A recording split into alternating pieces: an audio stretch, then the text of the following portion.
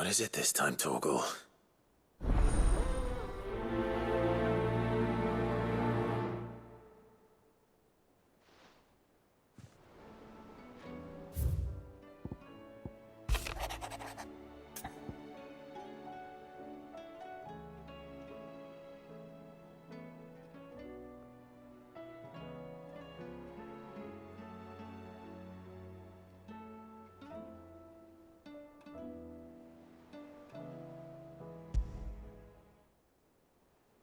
Something tells me this is no mere adventure story.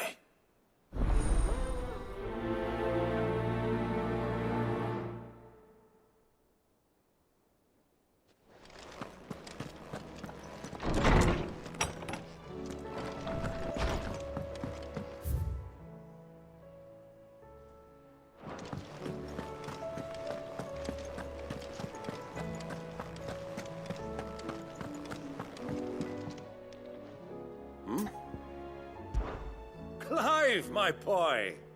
Rutherford informs me that we owe you our thanks. Hadn't intended for you to get involved, but such are the times we live in, huh? I would have done the same for anyone else. You're far too modest, Clive. You'd make a terrible nobleman. But tell me, is the realm truly in as dire a state as Rutherford suggests? From what little I saw, you were right to be worried. I suppose I should have expected the worst. But I was rather hoping the great and good of the realm might have things a little more under control. Alas, it seems that firm leadership is in short supply these days, and without it, the people are bound to lose their way. We must move quickly. But where do we start? True, the challenges that face us are many. But in my estimation, there are two key areas to be addressed before any other. The realm's armies and her larders. As you've seen firsthand, it's every man and woman for themselves out there. Certain cities have banded together to try and maintain some semblance of order, yes, but such cases are few and far between. And yet, the only remedy for the chaos that faces us is unity. A unity that transcends even the borders laid down by our ancestors. In short, if Storm does not stand together, she will fall apart. But how would one even begin to unite the realm? The armies, my boy. As I told you already, we begin by restoring order among the ranks of those sworn to maintain it. Sadly, I doubt I could convince even the lowliest gaggle of privates to dig a latrine together. But I do know someone the High Commanders have been known to listen to on occasion. Field Marshal Eugen Havel. I thought he was retired. He was, until an Akashic army tore through Randalar and killed most of the rank and file. There is no man alive more capable. Literally. And as luck would have it, I've already spoken with him on the matter. Of course you have. And he's agreed to help. On one condition. That he first speaks with you personally. Havel has always been a man of frustratingly rigid principle, and he has certain qualms about clasping arms with, well, with an outlaw. I extolled your many virtues as best I could, of course, but the old goat was adamant that he be allowed to appraise you in person. You don't mind, do you, my boy? Of course not. As long as chaos reigns, we will never build a better world. I'll do whatever it takes. And if the Field Marshal wishes to speak with me in person, then so be it. That's the spirit. I'll leave for Randalar at once. Would you send a Stolas? Of course. Rutherford is already in the Dalmekian capital. I'll have him tell Havel to expect you forthwith. Excellent. Thank you, Uncle. No, thank you, Clive.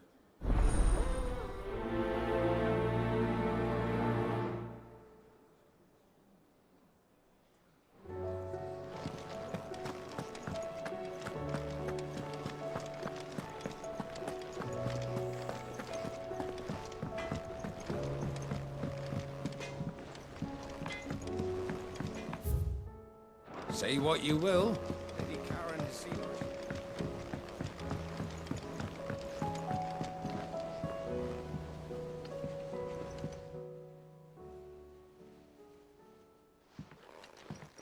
Pining for something, boy. What is it? What do you see out there?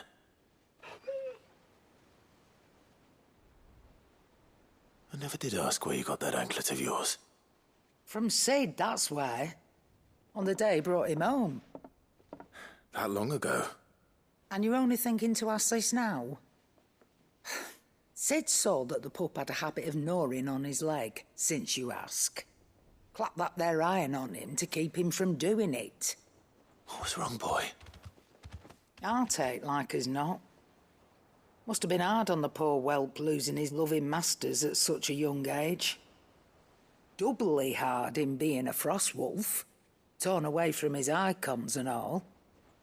Sid would always tell him, you want that iron gone, you find what it is you're looking for. I reckon what he were looking for was you. I'm sorry, Torgal. Sorry for making you wait so long. Let's get that thing off you.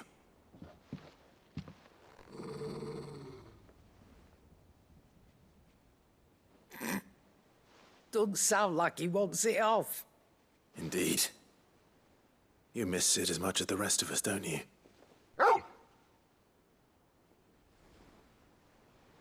You want me to go with you somewhere?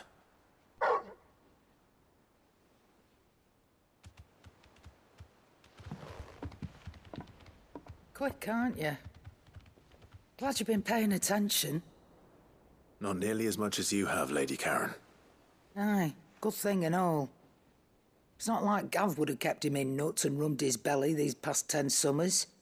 Your kindness is appreciated. You've been a good friend to him. Only because he doesn't talk back like the rest of you. Go on now.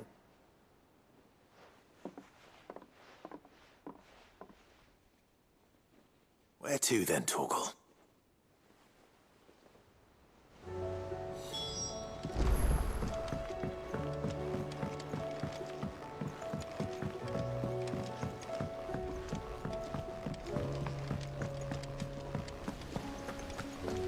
What do you think happened to Miss Min?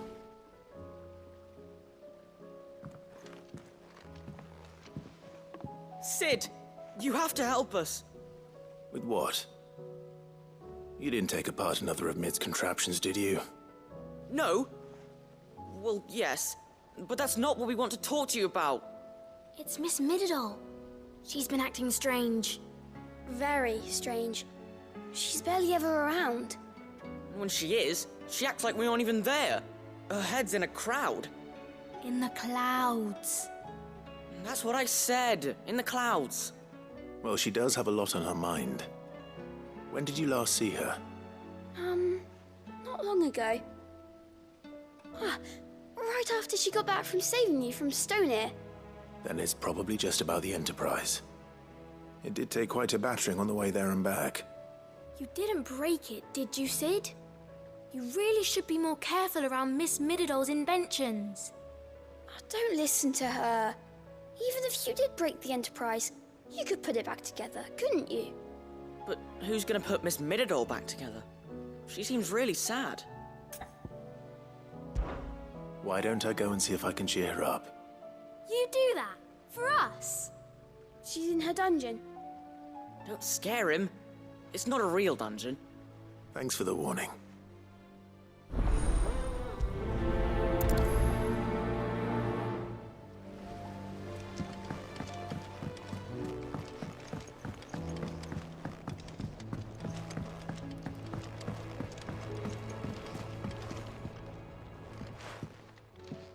Mid, if you have a...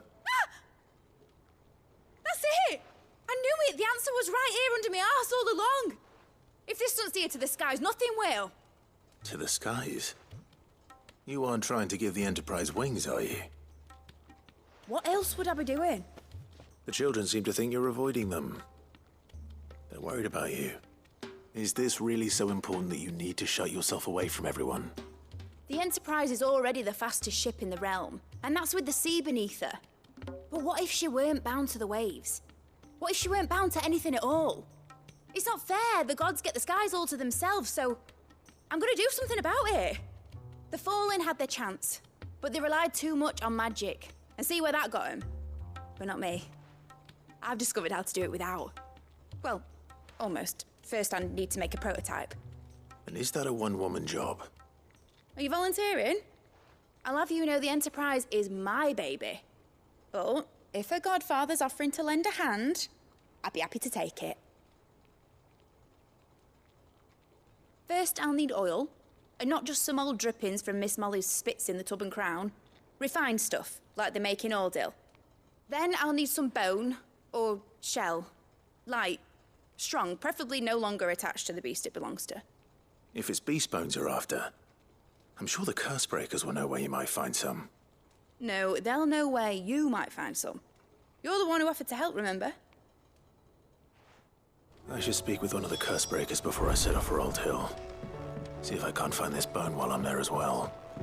Has Midadol mentioned a new project yet?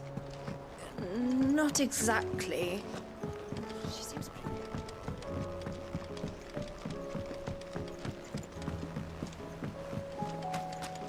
I will not let them be forgotten.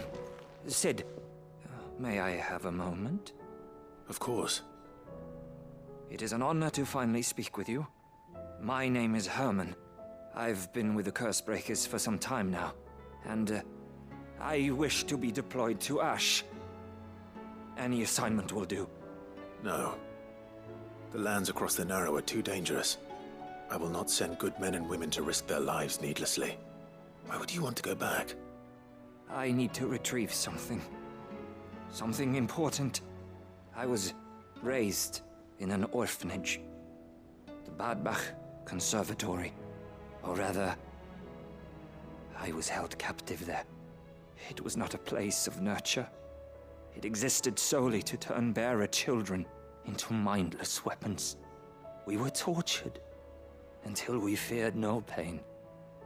Tormented until our hearts turned to stone, and few ever survived long enough to become tools of the last king. I can't imagine. I lost so many. I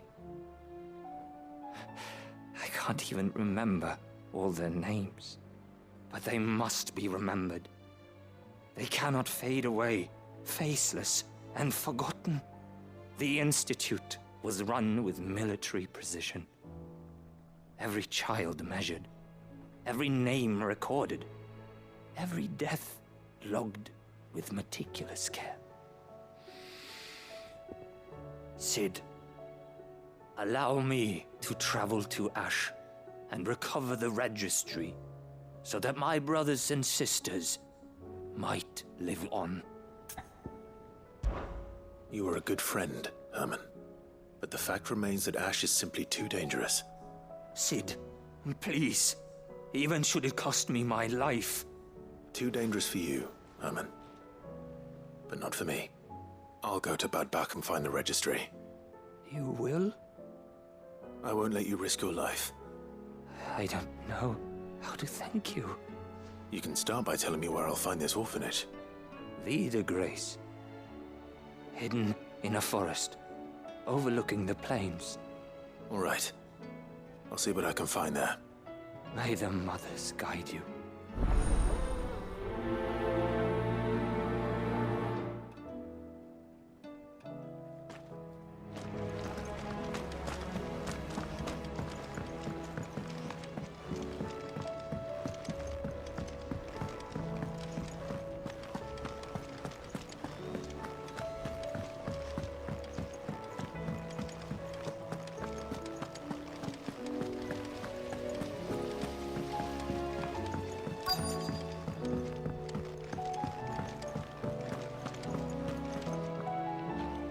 All right, Sid. Come to buy us around, have you? Only if you earn it. Mid needs a piece of light but durable bone for her next project. You've encountered your share of beasts on your travels across the realm. Any ideas?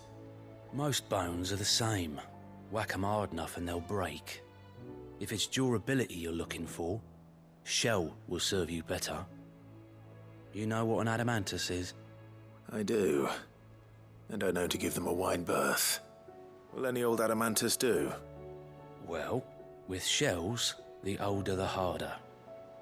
There's a rumour of an ancient adamantus down in Karava, near Bidza, or what's left of the village anyway. But don't expect to make quick work of the bastard. There's a reason it's lived as long as it has. I'll keep that in mind. Thank you.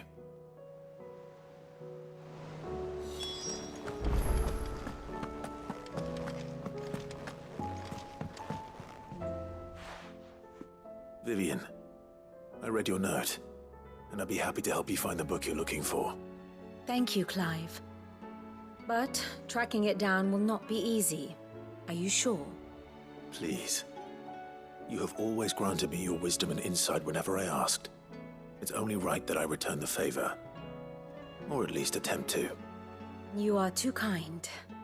Alas, what I ask of you is rather more trying than delivering the odd lecture. I spoke with Harpocrates to see if he had any inkling as to where another copy might be found, but perhaps it is best that you hear the details from him. If you say so. Forgive me, Clive, for asking this of you. But this book, it set me on the path to becoming who I am today. Its importance cannot be overstated.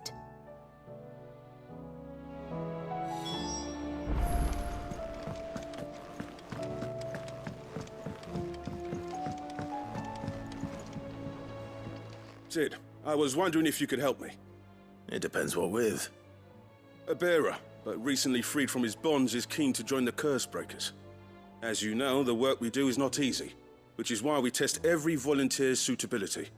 I was hoping you could oversee this one's evaluation. I don't mind, but why this one? Because he wants to be a scout. Our ranks are filled with men and women capable of breaking chains and putting slavers to the sword. But scouting, we're few with the nose for that, which is why we still rely so heavily on Gav. And since he accompanies you on so many of your missions, I thought you might be better placed to recognize the traits in him that we should look for in those who'd fill his boots. Sounds reasonable. So you're happy to oversee the boys' test, then? One can never have too many scouts. Truer words, Sid. I'll let the initiate know that you'll be attending his trial, and that he is to proceed directly to Northreach in readiness. No time like the present, eh? No time like the present. I'll await you there.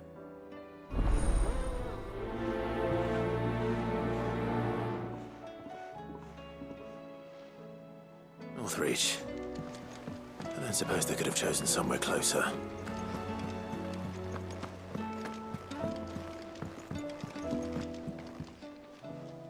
Ah, Clive. Joshua, what's wrong? And don't say nothing. It's not nothing. I've received word from Cyril. The Undying have found Father's will, or something akin to it. His will? How and where? In the crypt beneath Rosalith Castle. After Kupka was kind enough to drive out the Imperials, the Undying took the opportunity to recover what relics of the Duchy yet remained. And in the process of doing so, they found a letter from Father. I'm surprised anything survived down there. Cyril asked that I join him in Tabor at my convenience. I have been meaning to go, but would you join me? Of course. I want to know what's in that letter as much as you do. Very well. I am ready to leave when you are.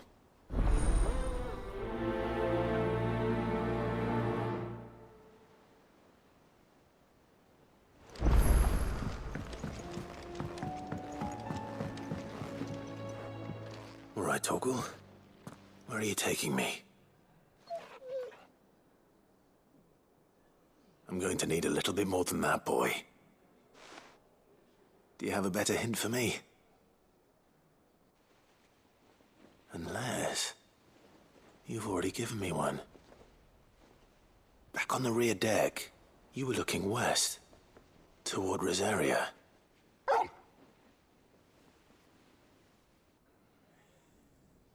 Why don't we try the rookery?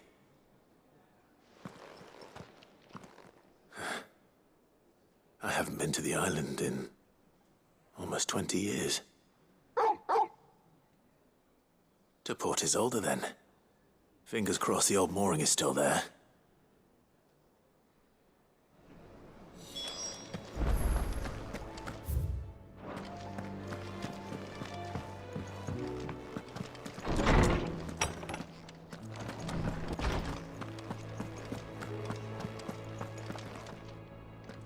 Ah, Clive, my boy. What a pleasure it is to see you. Hippocrates. There's something I need to ask you. I've been charged with locating a book called From a Distance. Then you seek a rare gem indeed. One whose name I had not thought to hear from your lips.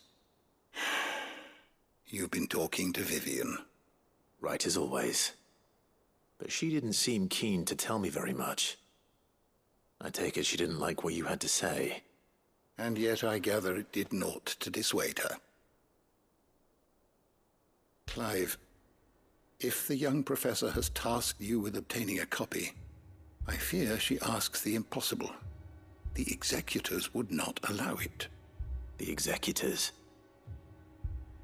Coveters of Secrets. A clandestine organization committed to the collection and intenebration of forbidden texts and technologies. One such text being the tome Vivian seeks, chronicling as it does the true history of the enslavement of bearers. A tale which could overturn the established order were it ever to become widely known. Or, so rumor has it. I've never actually read the thing, or even set eyes on it for that matter. How is it that I haven't heard of this organization? Why, secrecy is the executor's watchword. They lurk in the shadows, emerging only to seize that which must be seized, be it books, inventions, or people, before disappearing again, leaving nary a trace. Which would explain why Vivian's copy was snatched from her grasp not long after she found it. By the hand of the executors, yes. But what drives them? Self-interest or ideology? Fine question. Sadly, all that is known of the executors can be recounted in a single breath. You may just as soon ask me of their origins, numbers, or the identities of their leaders. Any answer I give would be pure speculation. Then my hunt was doomed from the first. What was Vivian expecting? That I'd pluck it from thin air? Not from thin air, no. From ash. Rumors of the executors are rife among the scholars of Storm, but rather less so across the strait. I have a friend. Well, I had a friend in the village of Garnick, a collector of rare tomes, upon which subject we would oft correspond. Alas, I have heard naught from him since the skies fell dark. And no doubt he too has turned. But though he did not mention it by name, it is possible that a surviving copy of From a Distance yet rests upon one of his many shelves, quietly awaiting discovery. If you were, by some chance, able to save even a single book from the poor man's library, I know his soul would rest easier. Very well. When I next find myself in Waloed, I'll be sure to pay Garnick a visit.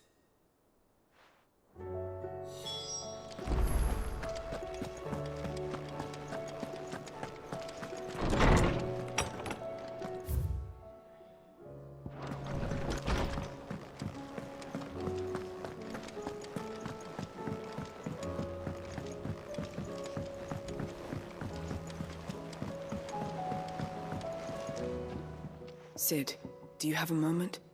By all means. It's my old master. Seems there's no escaping her. She found some way to send me a letter. And something else. Records from a Waluda prison. Seems they were keeping a lot of bearers there. How did she come by such a thing? Finding bearers always was her strong point. And it seems the cells of Balmung Dark are full of them. Foreign captives, the masterless. Bearers no one would miss. And even better for her, bearers with no one to look after them. When ether started lapping at the walls, the jailers fled. leaving the bearers to be liberated by whoever happened to come along next. Sid, I'd like to believe that I've earned your trust by now. And while I'm well aware that you've forbidden Cursebreakers from traveling to Waloed, I can't let those bearers die in their cells. I'd rather risk shipwreck on the Shadow Coast than leave them to starve. We'll be needing the Enterprise if we're going to navigate the Narrow. Does that mean... I'm making an exception, but we travel together. And we stay no longer than we have to. Ash is an inhospitable place at the best of times. We save as many as we can, and we leave. Thank you, Sid. There was a name in the prison register. A name from my past. Chadwick. Another of my former master's protégés. A gifted soldier, and the closest thing I had to family. The thought of him held captive in that place. He must be very important to you. He was. Is. Then we find him. The entrance to the prison lies in the shadow of Ravenwit Walls, just beyond the portcullis. We should head there as quickly as we can. I only pray there are still bearers alive to save. As do I, Doris.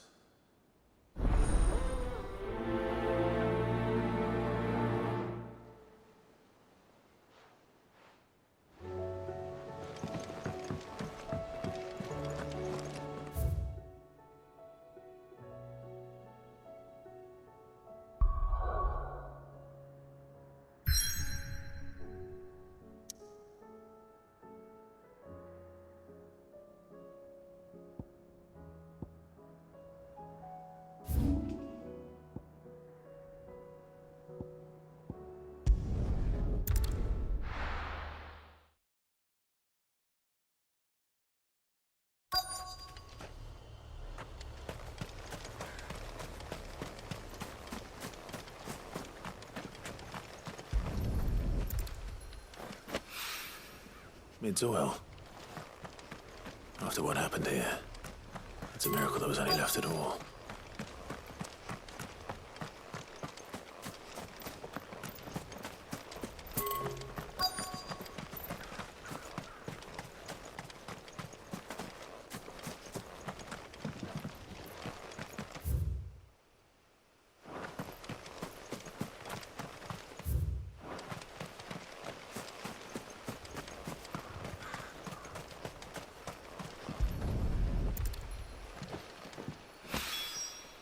This should be enough.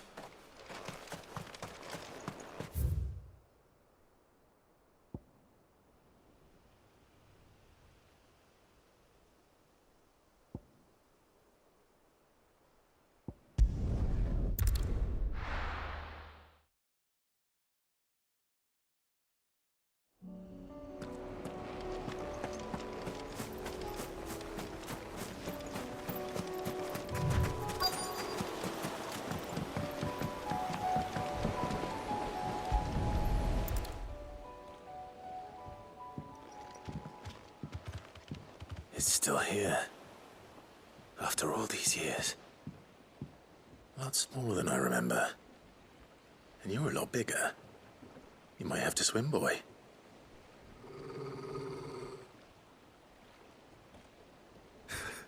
I wasn't being serious. You two go on without me. I doubt that boat will hold a third. If you're sure, we won't be long. Hop in, boy.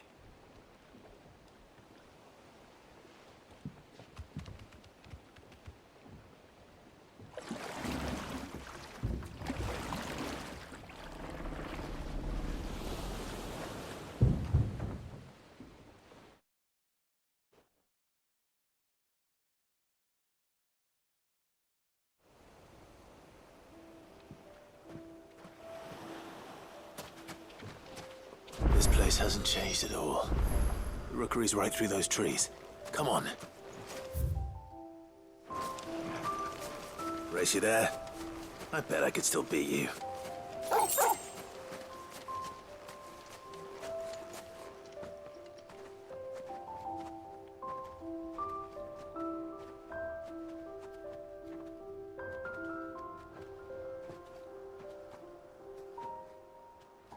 Here we are. This was our hideaway. Wasn't it, Torgal?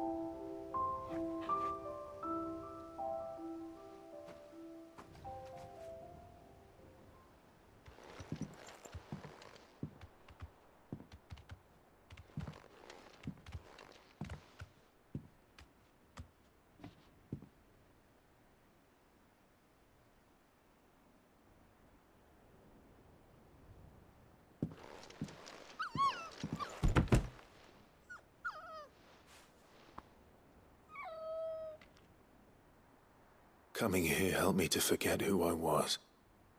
Or wasn't. Prince, shield. Son his mother could love. Had I been any one of those things? Perhaps.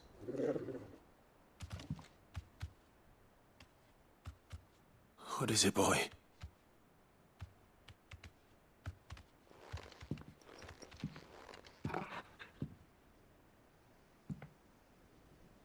This is all from the castle. And Phoenix Gate. Did you bring these here?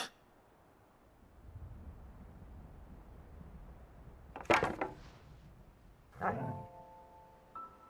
sparring sword.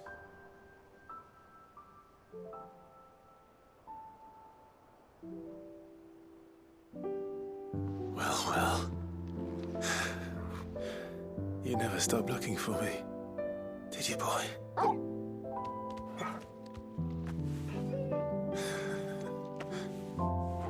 Thank you, Torgal. For never giving up. For never forgetting.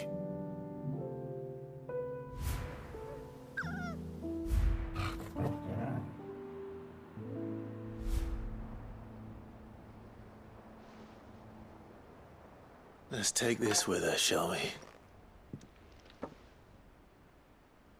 So I don't forget either.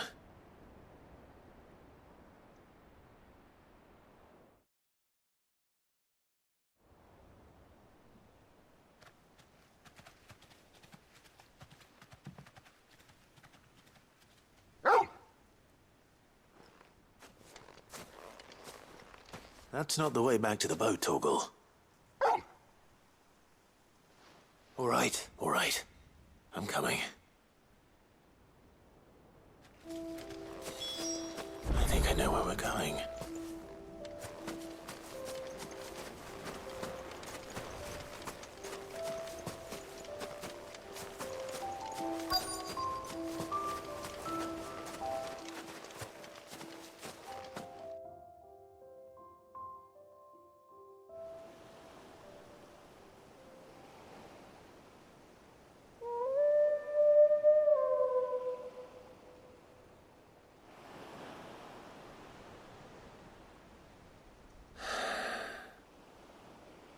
People always talk about the importance of putting the past behind you. But without it, we wouldn't be who we are today. And we certainly couldn't steer our way to a better tomorrow. Come on, Torgal. Let's go home.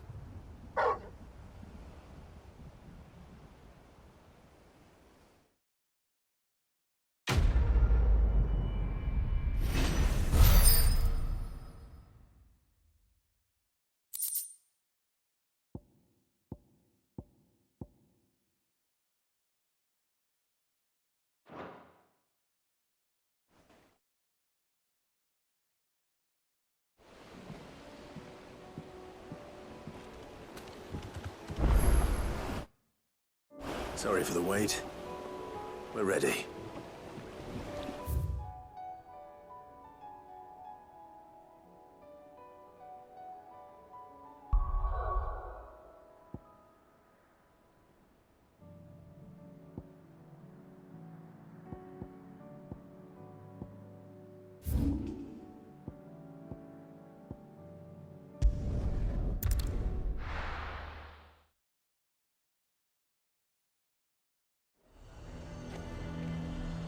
Nazaire might at least have mentioned where in Northreach he'd be testing this recruit.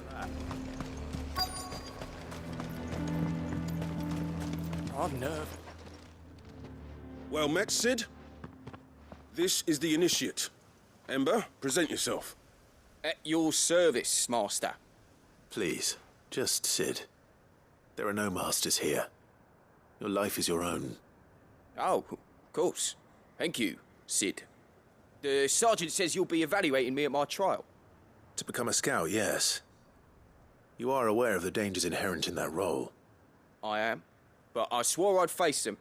Just like the man who saved my life. And who would that be? Gav. It was him who found me and freed me. No magic, no support, just one man and his nose. Came and sniffed me out. It taught me what one man can do if he puts his mind to it.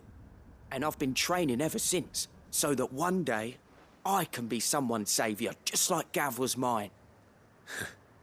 I'm sure he'd be flattered. You clearly have good intentions, Ember. And it sounds like you're under no illusions. Stick to this path and you'll make a fine cursebreaker. So, what? Have I passed? You haven't even started yet. Now listen.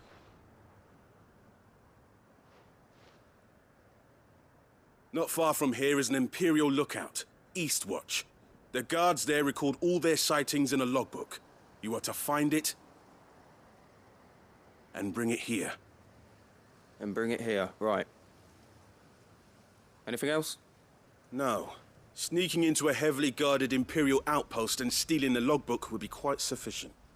You'll need to assess the situation, determine a point of entry, create a distraction and effect an escape, all without being discovered and thrown into an Imperial oubliette. Ember, Gav isn't our best scout because he can do everything. It's essential that you know your limits. Know my limits, right. I won't let you down.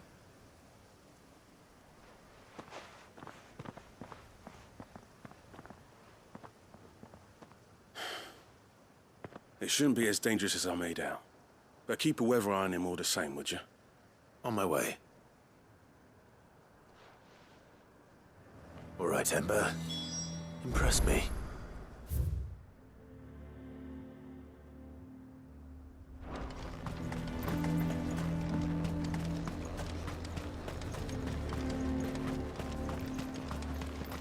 The garrison is threatening to pull their sentries from the market. I would speak with this Duke. Saw the captain just now. Your town needs you.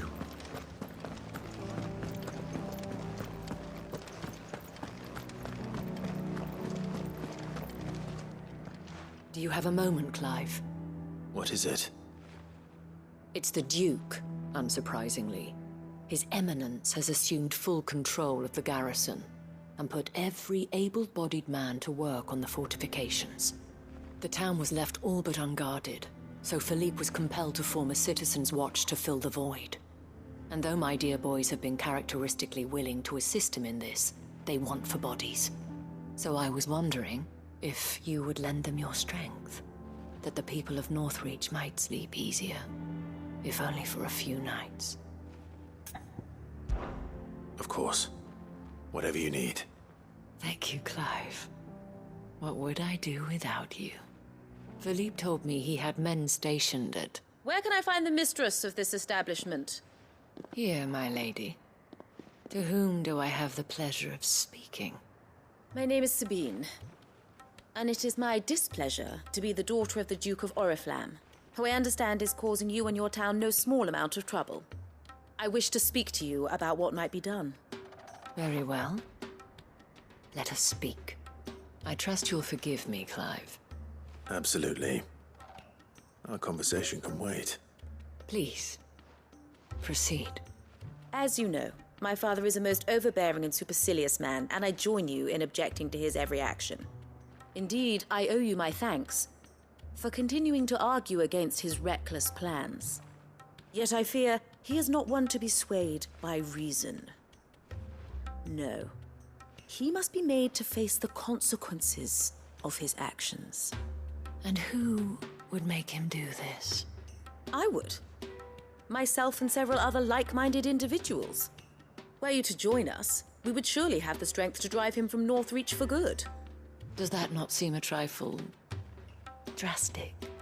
Drastic action is precisely what is called for. Unless you are content to see your people downtrodden and dispossessed. My father would have it that citizens exist only to serve the Empire. That they should be forced to make every sacrifice to ensure her revival. But he is wrong. It is not the people who must serve the Empire, but the Empire who must serve her people.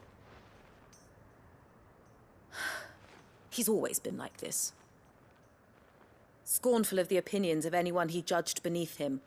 But he cannot be allowed to ride roughshod over the common folk any longer. We must fight him. By all possible means. Fight him? No. My purpose is to quell the tension in Northreach, not to stoke it. Respectfully, my lady. Our only chance of saving this town depends upon every one of us uniting against our common enemy. Your father and his followers included. While I understand your frustrations, I cling to the hope that he may yet be won round. False hope, I assure you. But I see that your mind is made up. I shall bother you no longer. If you will extend me the same courtesy, I bid you good day. She certainly has spirit. Indeed. But unfortunately for us, that spirit is only likely to harden the Duke's resolve, which may be enough to seal the fate of this town. Not that she cares. This is all about her and her father. Families. I'm sorry, where were we? Ah, yes. I was about to tell you of Philippe's plans for the town watch, but perhaps it's better that you heard them from him. I believe he's in the market, if you'd be so kind as to seek him out. Right away. It's just a pity I cannot join you. I'd like to see the two of you in action together.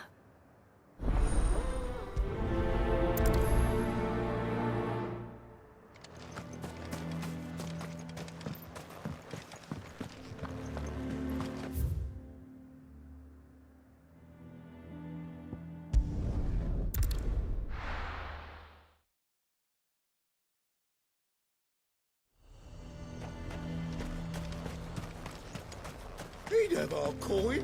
Not strong enough. So you are content to abandon... Please, I beseech you. If you are a true son of Northreach, you must fight to defend your home. That's exactly what I am doing, milady. Or trying to, at least. The land is crawling with fiends, and someone has to keep watch. Even when our true enemy is hiding in the garrison? Fine. You're not the only able-bodied man in Northreach. Thank you so much for your help.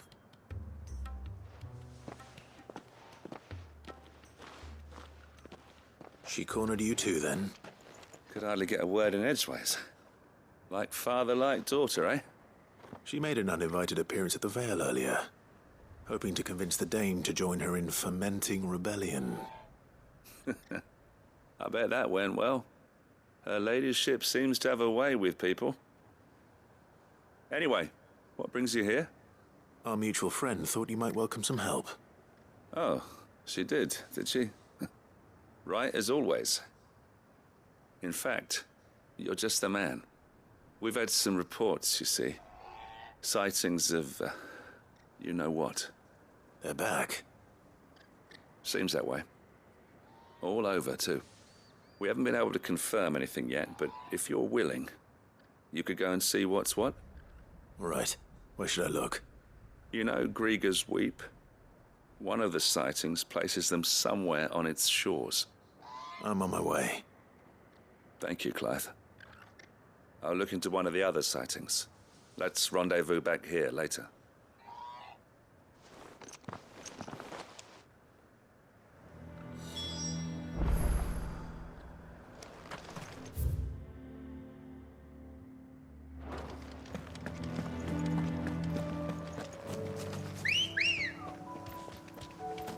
Come on. Yeah!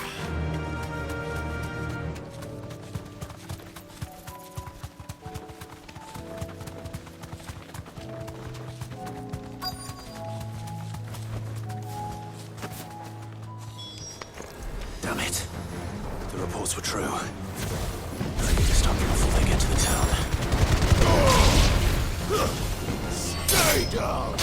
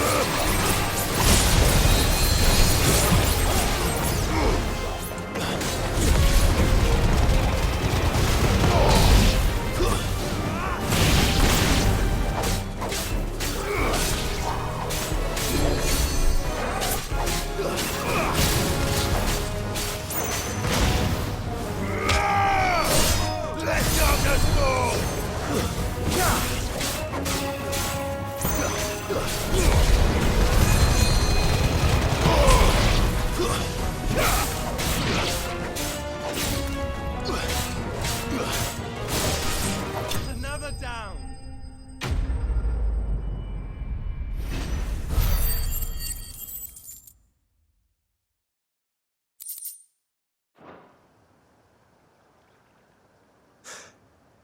Call that a test, Ultima? Clive, it's me. Are you all right? I am. But it seems the reports were true. The thralls have returned. I dispatched the few that I found, though. Well, that's something, I suppose. But what were they doing south of town? They all came from the north last time. We might be able to fend off an attack from one side or the other, but from both? Do you have eyes in the north? Some. I should probably go and have a look, though, just to be sure. You head back to Northreach. I want you there just in case war breaks out while I'm away. What do you mean? Her ladyship's been busy working her magic on the townspeople, stirring up ill feeling towards her father. She'll have her marching on the barracks if we're not careful. What? This is exactly what the Dane was afraid of. I'll do what I can to calm things down. Be careful out there, all right? Don't worry, I'm not like you. One sniff of those things and I'm running back to town screaming blue murder.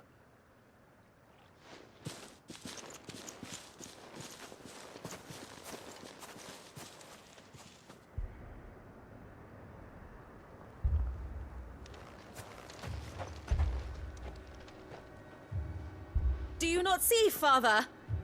The people of Northreach have given enough, and only a fool would ask for more. Listen to me, Sabine. Where would our people be without their country, hmm? The Empire is their sword and their shield. It is she that ensures they can live without fear. But now she teeters on the brink. Without their sword, how will the people fight? Without their shield, how will they protect their kin? Can the unarmed stand against the advancing hordes? No. But there is yet hope. A new shield, a new sword. A new empire. We can rebuild Sandbreck, just as Great Grieger wills it. Perhaps we could, Father. But we don't want to. Not if it is built on the broken backs of the people. Please, let us not quarrel in the street. You must see that no good will come of this. Our fight is not with each other, but with the threat that draws ever closer to our gates. A threat that your sword has yet to rid us of, Your Eminence. You will hold your tongue, whore! You may have filled my daughter's head with your heresy, but I will not be corrupted. Corrupted? Your daughter's opinions are her own, as you would know if you had ever deigned to listen to her. At least I hope they are your opinions, and not posturing born of a family feud. Northreach deserves better than that. Northreach deserves better than you, Carla. Yes, I know who you are. The slut of Twinside who bedded a Brandit. Jealous, are you? That a woman might choose a bearer over a pious man of Griega? Clive! I met a swarm of thralls coming south from Oriflamme. Hundreds of them. Too many to count. No. Work on the fortifications has scarcely begun. We will retreat to Caer Norvent and there make our stand. Did you hear me? That was an order! While this is but a heartfelt plea, let us make our stand here and protect our homes. Protect those that we love. Together, for Northreach!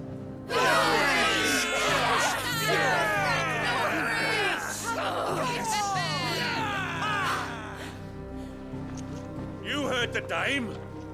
What are we waiting for? Pikemen to the gates. Archers to the roofs. Quickly, come on!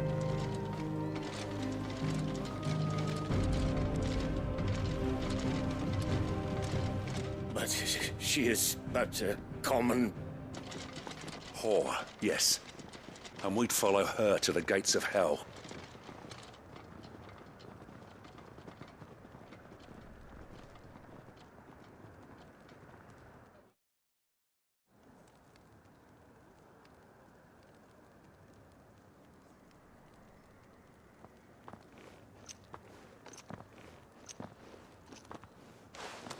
The men have their orders, and they look like following them.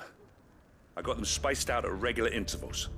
Whichever direction the thralls strike from, there'll be someone there to meet them. Thank you, Philippe. Rest assured the people will play their part. The herbalist has donated her stock of medicines to me. Should any of your men be injured, take them to the Vale. We'll see to them there. Thank you, milady. I will. I'll play my part too. You still want for numbers. Unlike the enemy. I only hope I can go some way to evening the odds. Philippe, can I leave the south in your hands? I doubt the thralls by the lake were the last of their number. Of course. I'll lead a party down that way so we don't get taken by surprise. What about you? I'll make my way up the road to Oriflamme. I fought a few of these things. And while I can't promise to hold them all back, I should be able to thin the herd. All right. But take care. Thank you. Both of you. You can thank us when it's over. Till then, madame.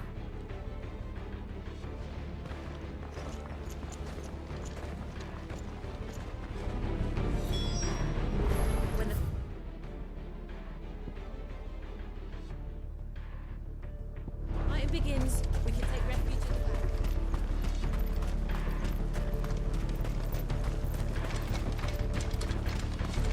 I want steel in the hands of every man or woman willing to fight.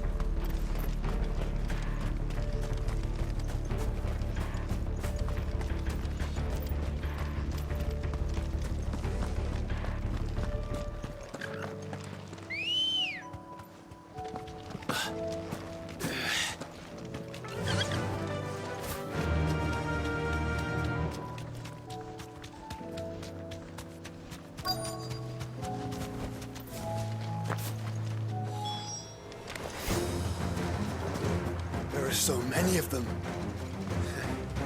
Not for long.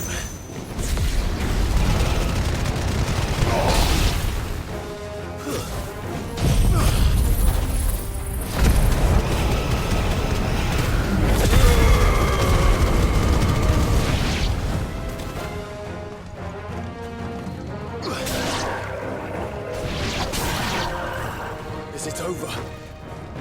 No. It's only just begun.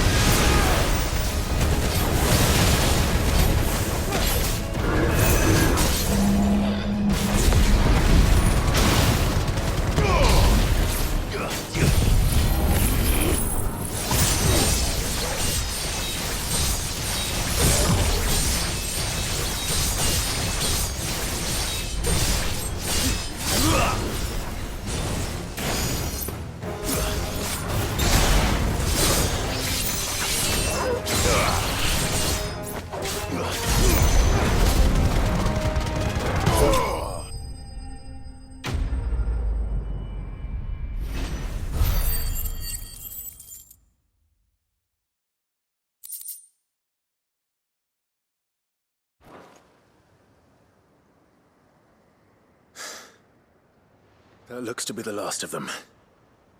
I wonder how the others fared. Better hurry back to town. Come on, Torgal.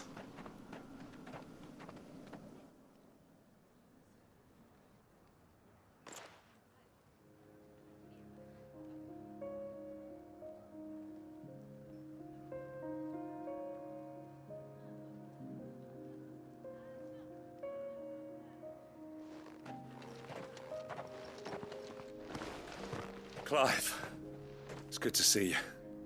And you. The road to Oriflamme is clear. How did you and your men fare? Well, we ended up fighting for our lives down by the lake. Took a few nicks, but nothing the girls of the Vale can't put right. Glad to hear it. Well, it seems we've survived. For the time being, at least. I thank you both for answering the call. You were right. And I was wrong. About everything. I had thought that the only way to unite the people was under the banner of Empire.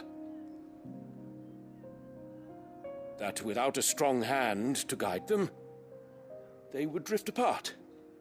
To be borne hither and yon by the eddying currents of fate. But you brought them together. Not by force, nor by the exercise of goddess-given authority, but by simply being one of them. By knowing what they feel, because you feel it yourself. Our purpose was ever the same, Your Eminence. You were merely distracted by a loftier vision of empire and glory, while our eyes beheld matters closer to home. You have the right of it again. As did you, Sabine. His radiance said it himself. Sanbreque is naught without her citizens. I forgot that, and I am sorry. I'm sorry too, Father. I should never have taken things so far. I only wanted you to understand how the people felt. How I felt. But my anger got the better of me. Do not blame yourself, my dear. This was my doing. I should have listened to you. To all of you. Your Eminence, your Ladyship, I do not doubt that you came here with the best of intentions. But I believe the same could be said of us all. We all want safety, security, prosperity. Not just for Northreach, but for the entire realm. And we may yet achieve it. If only we work together. Will you join us in this? Yes. We shall. Thank you, Your Eminence. Now that that is settled, I must go and see to the wounded. The Vale's doors are always open to any soldier in need of relief. And today there are more than ever before.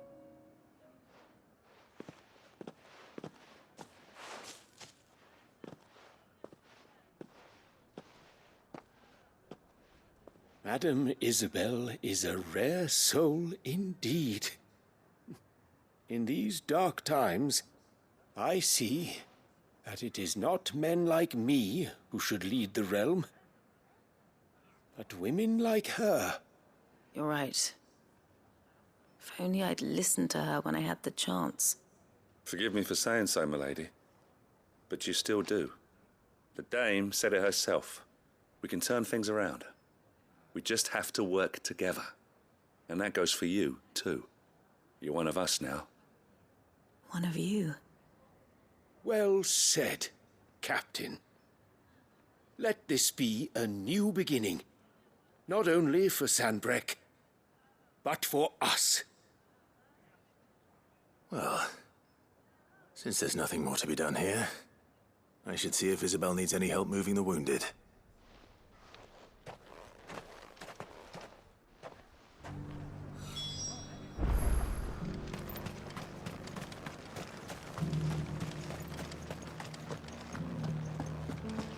There's no need to worry any longer.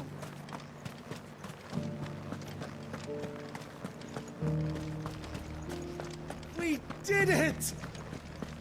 This the last one?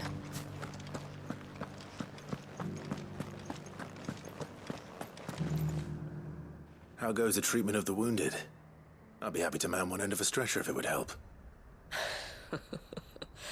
You've helped quite enough for one day, Clive. Thank you. Don't mention it. Oh, but I must. After all you've done for this town, it is the very least you deserve. Tell me, if Northreach had fallen, what would you have done? A woman of your means could find a home anywhere in the realm, but I sense you would rather have died here. It's a long story. For you, madame, I have all the time in the world.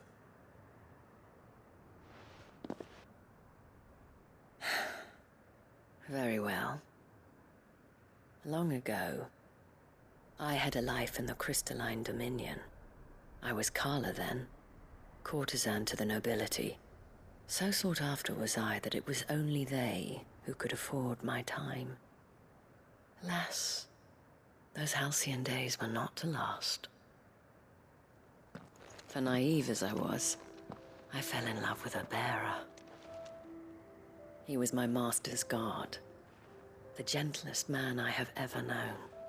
After they discovered us together, he was whipped bloody and forbidden from ever looking at me again. And so we fled. Not that we had anywhere to flee to. We wandered, aimless and starving, half dreading, half praying that the next day would be our last. Until we found ourselves here, in Northreach. It was the Veil that took us in, that fed us, clothed us, and healed our hurts. Those that could be healed, at least. My love was already too far gone. He passed away. He did. Not long after we arrived. But at least we were able to share a few moments of peace before the end. It was the greatest gift I have ever received. But the generosity of this town and her people did not end there. The men and women of the Vale supported me through my grief. Shared in it, though I was still a stranger to them. They treated me like a sister.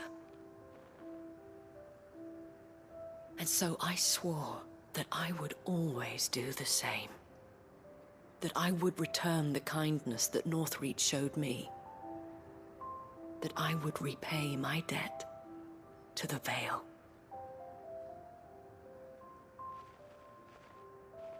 Thank you, Isabel, for sharing this with me.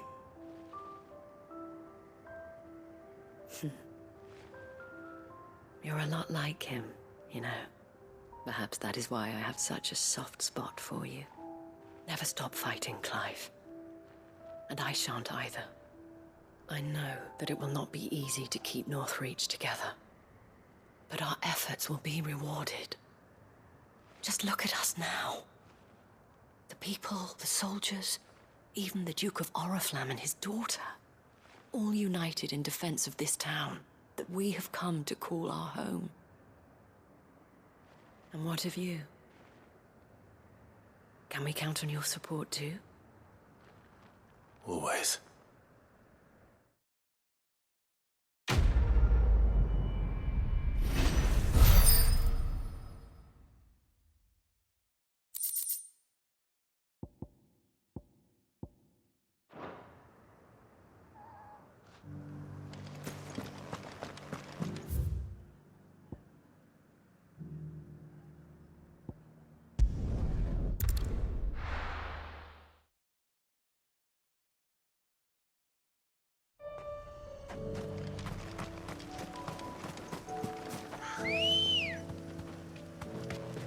Let's go.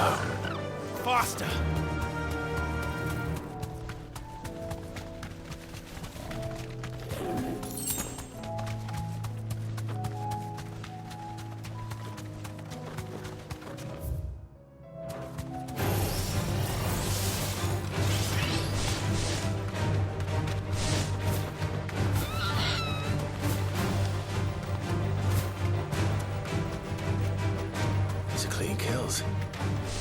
Perhaps young Ember really is ready.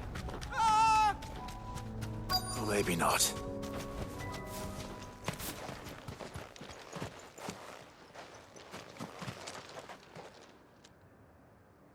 Damn it. Ember, draw your sword! I can't! Then run! If you want him, you'll have to go through me.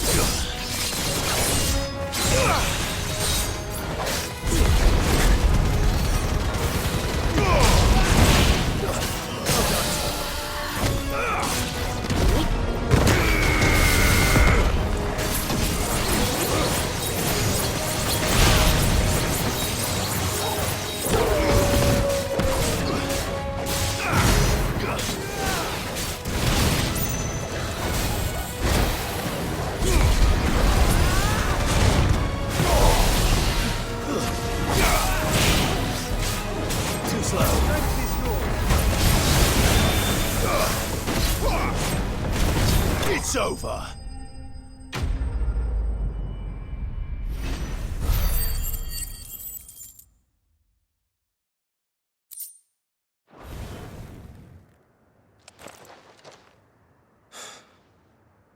Ember, are you...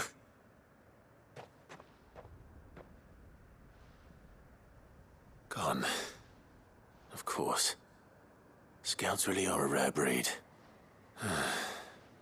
Back to Northreach it is, then.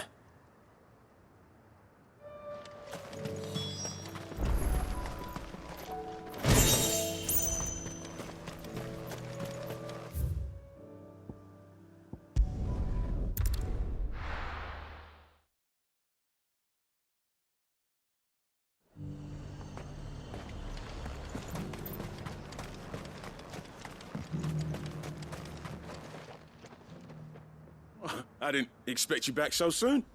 Where is Ember? How did he fare? I thought I'd find him with you. He must have fled. I followed him to Eastwatch, where I found him being set upon by a wild Avis. He was just standing there. Didn't even draw his sword. I had to step in and take care of things. But by the time I had, he was nowhere to be seen. I assumed he'd set off in your direction, but apparently not. I'm sorry, Sid. I knew the boy had a nervous streak, but he seemed like... The right man for the job? I believe this is the logbook you tasked me with retrieving. Eh? How did you... Don't you tell me you breached the tower while Sid was busy saving your skin. What? Wasn't that what you asked me to do? To bring the thing back without getting caught? He has you then, his heir. And he did it all on his own. But Sid, he did what he thought was best.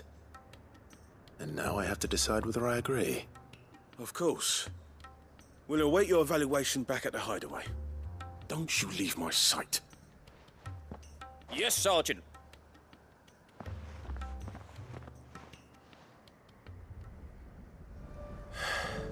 This won't be an easy decision.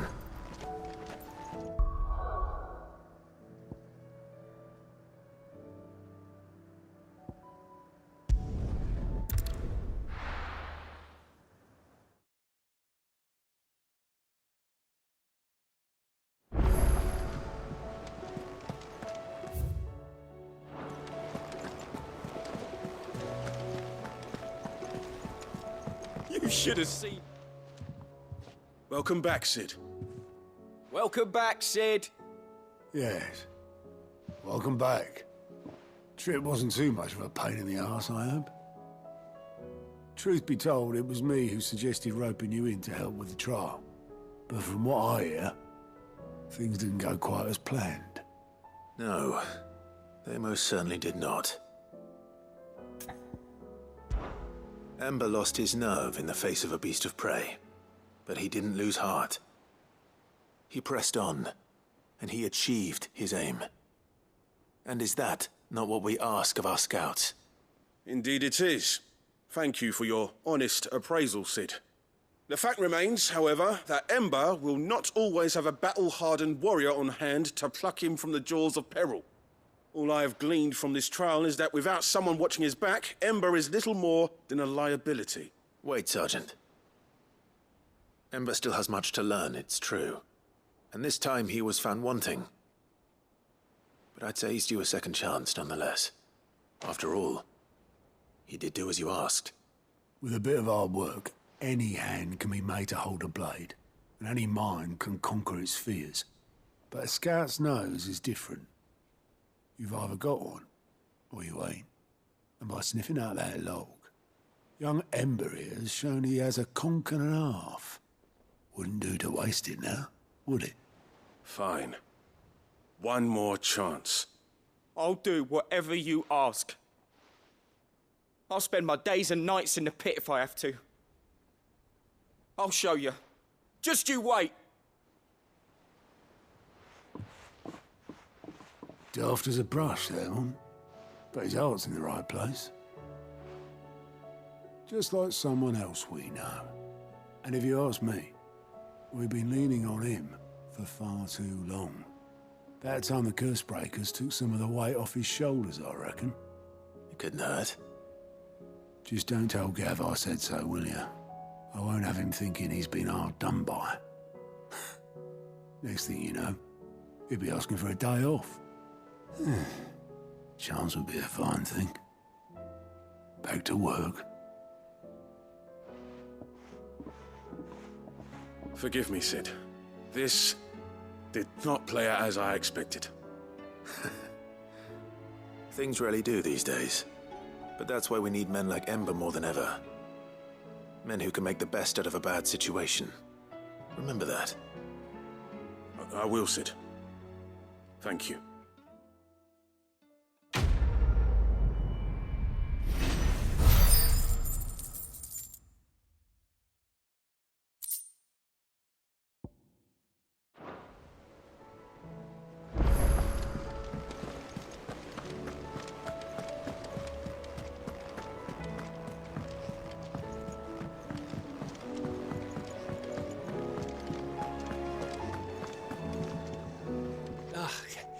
You alright? Something troubling you? No more than usual. It's just... Eda's baby will be coming soon, and I wanted to make something for it. I'm sure she'd like that. Back in the north, families would always make gifts when a bairn was on the way. Yeah, I'll let the little tykes know they were welcome in their new homes, like. So, what's the problem? Well, the problem is that Eda's due any day now, and I don't know if I'll be ready in time. Is there anything I can do to help? You know, there just might be. All right then. What exactly are we making? A good luck charm.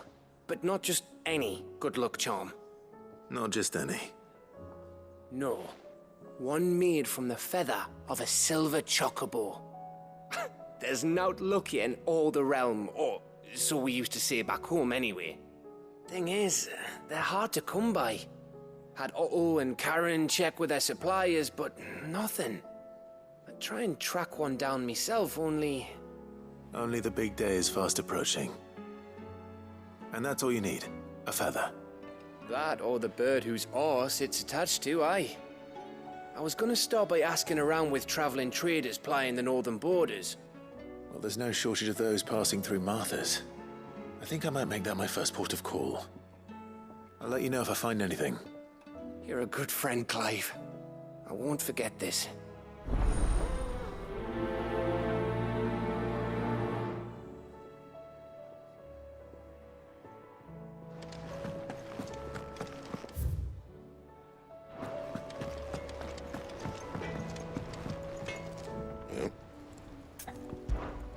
So, what'll it be?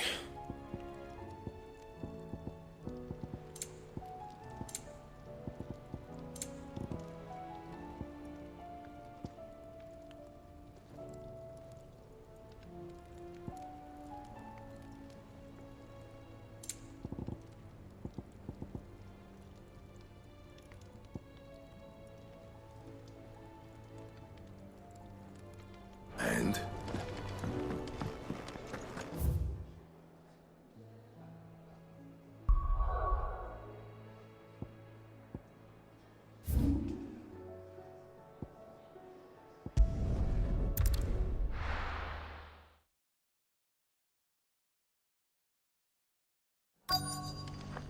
Let's hope one of the merchants here has what Gav needs. Excuse me.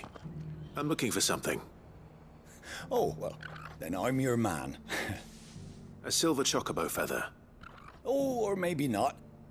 Though you're not the first to mention the bird around here. There was a man stopped by the rest not long ago claiming he was attacked by a silver chocobo near some gutted hovel not far from Eastpool. Most took him for a braggart and a liar, but who knows? Perhaps there was some truth to his tale. We'll see. Thank you.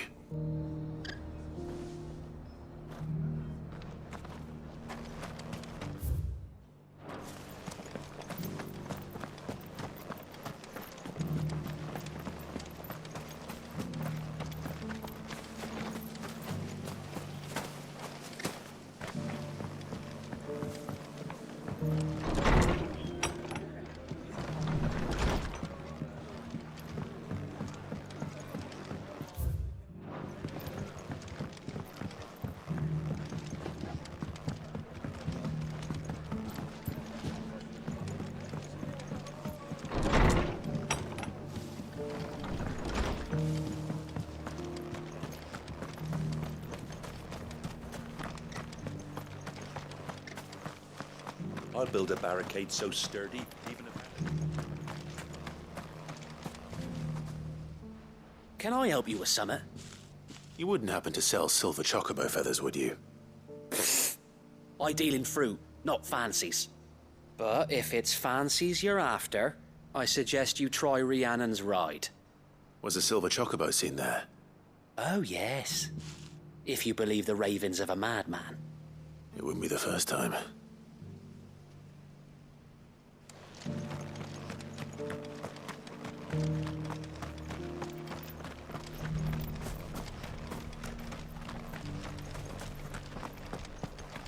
It doesn't still hurt, does it?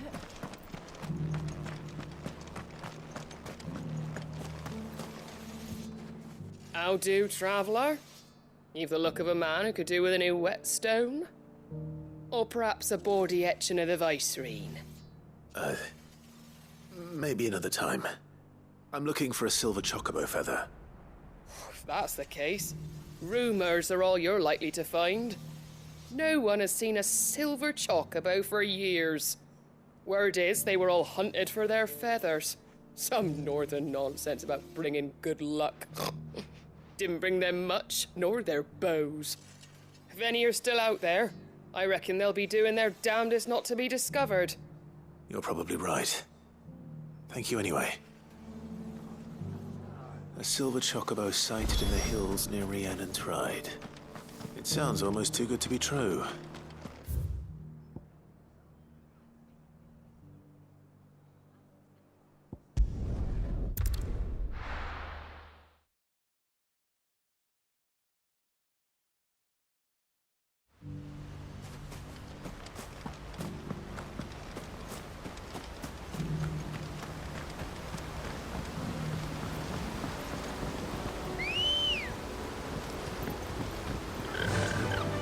Fly, Ambrosia!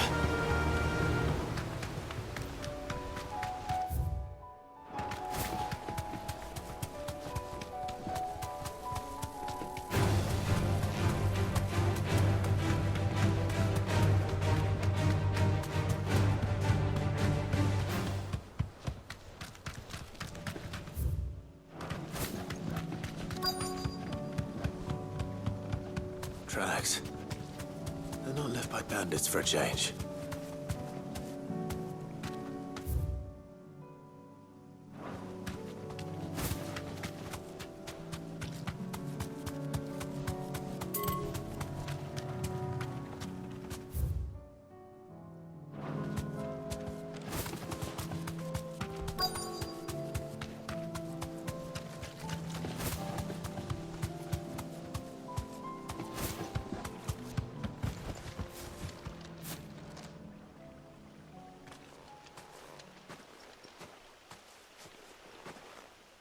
More tracks. And these look fresh. The chocobo was here. And recently. Perhaps it still is.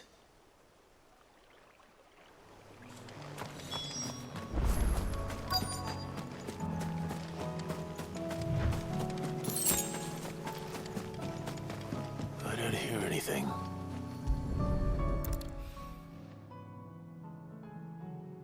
Well, I'll be damned.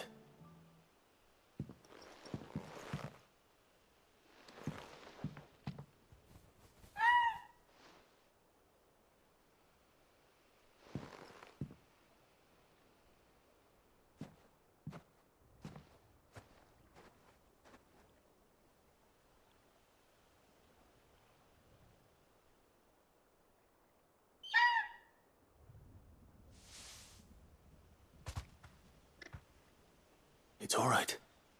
I'm not going to hurt you. Just borrowing a feather for my friend.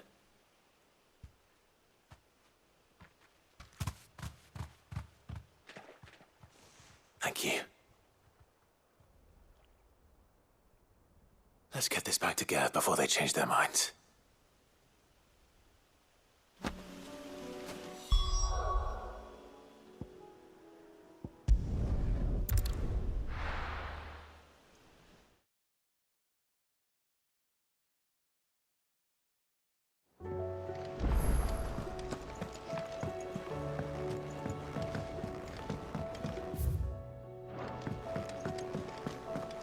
It was no trouble.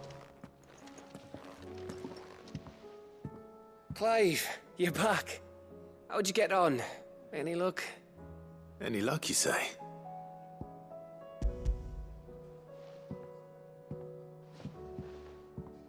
Crystals crack. Is this what I think it is? Where in the hell did you find it? It's a long story.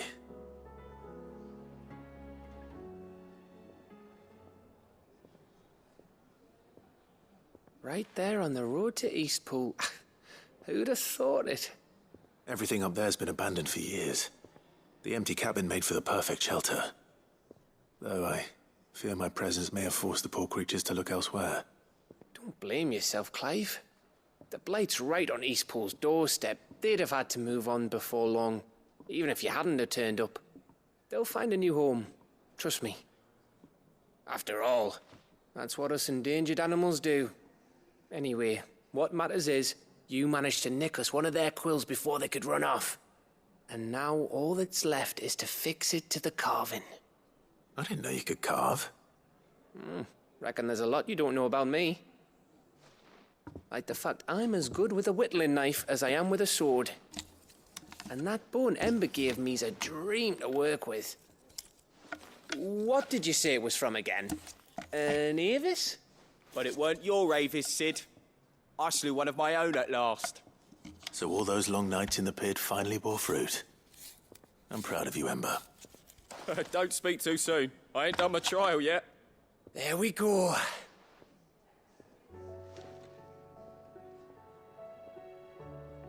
What do you think?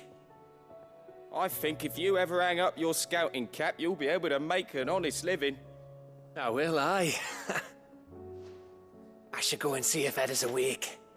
Give it my best. You can give it to yourself. Come on.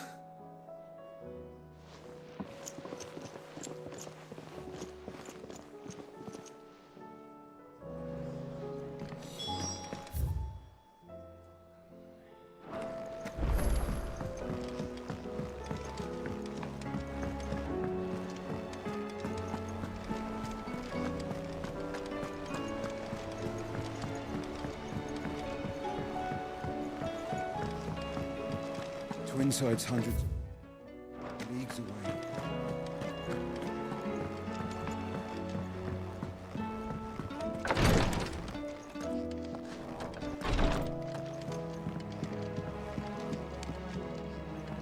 Ah, me lords. How are you feeling? Well, thank you. Is something wrong?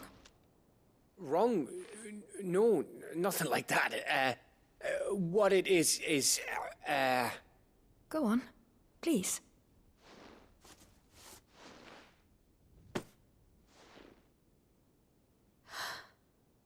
It's beautiful. Did you make it? We did. Aye. It's from all of us here at the Hideaway. Your new family, like. It's a good luck charm. We may come up north when a band's on the way. I mean a baby. To let him know that they're part of the family too. Oh, I hope you like it. I don't know what to say. I thank you, my lords, for everything. If there's anything you need, just let us know. I will. Clive, fancy a swift off? I'm thirsty. I could be convinced.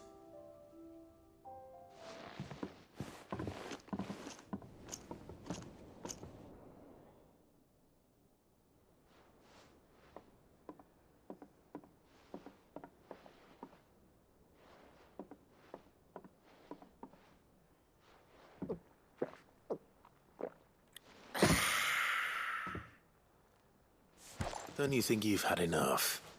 Oh, we're celebrating. I'm gonna be a father. I think Edda might have something to say about that. You know what I mean. Bit of light in these dark times.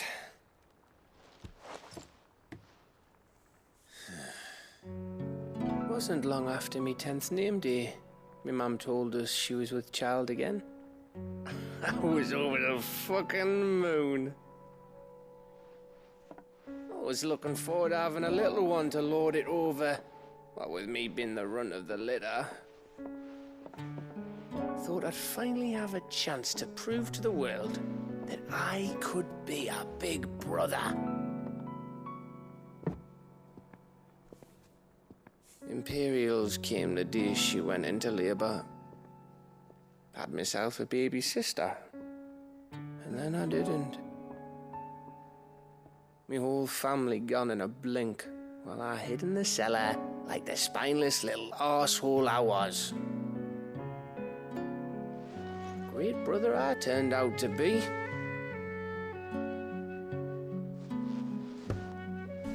I'll never be a leader. And I'll never be a hero. I'm just a daft little dog who comes running when his master calls. I'll never be like you, or Sid, or Jill, or even Torgal. Have you finished? Maybe.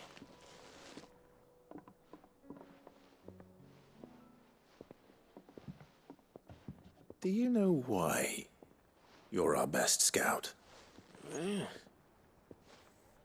Because you don't need anyone to hold your hand. Without your resourcefulness, your courage, your determination, I don't know where we'd be. Maybe hanging off a cliff like, That was only the once. Exactly. You learned from it. And here you are after Founder knows how many missions, stronger for everyone. And let's not forget Rosalith. Who was it who freed me from the dungeon? Who was it who ran to Jill's rescue? That would be me. Because you're our brother, Gav. My brother.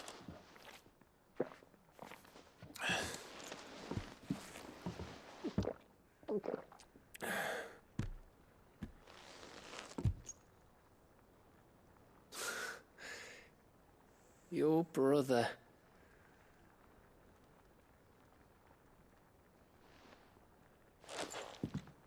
Which means that when the time comes, I get your room. And Your sword.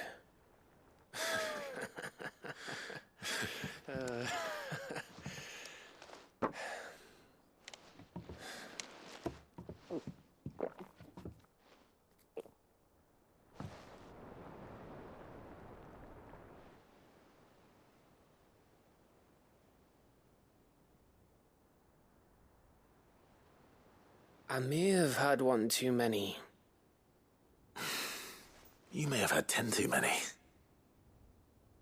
I said I was thirsty. Better get back to work anyway, after I walk this off. Clive? What is it? Thanks for, you know. I know.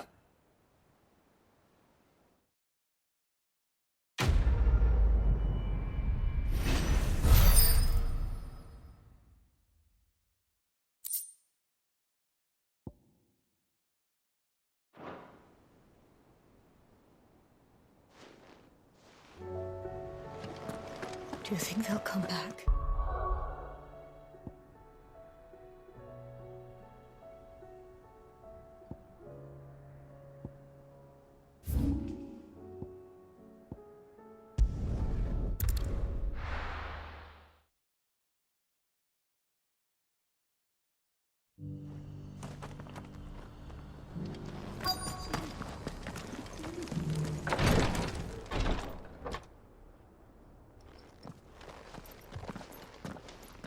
Your Grace, my lord, I trust your journey was not overly onerous. Cyril, you found a letter from Father? Yes, I have it here.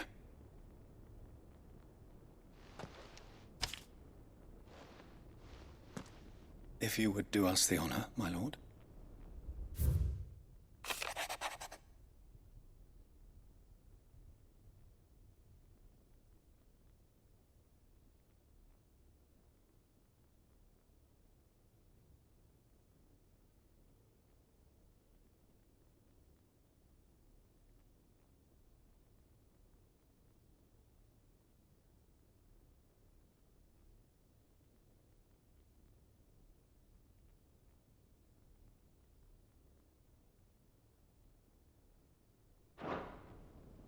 An inheritance.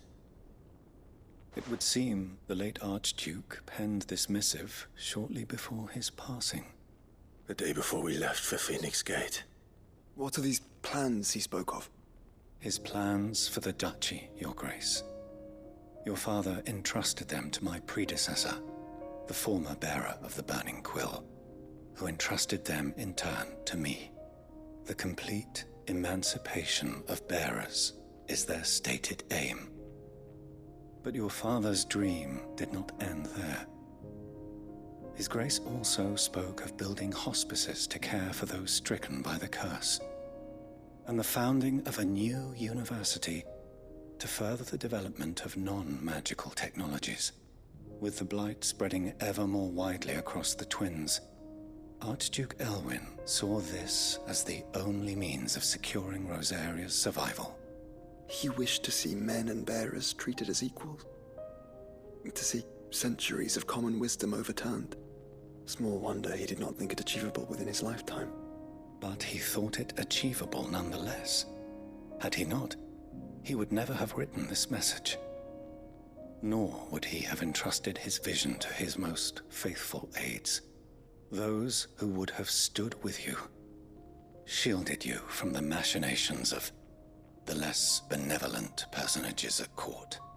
It's a pity only they are still with us. 'Tis true that those most loyal to your father were the first to suffer the Duchess's wrath.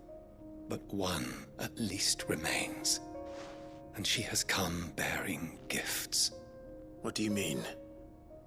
Mayhap it is better that she explain, my lord. After all, the duties entrusted to me by my predecessor extended only to recovering His Grace's will and arranging a meeting with the one who might execute it, or a part of it at least. And where is this woman? She awaits you in the archive, Your Grace. Thank you, Cyril. Shall we then?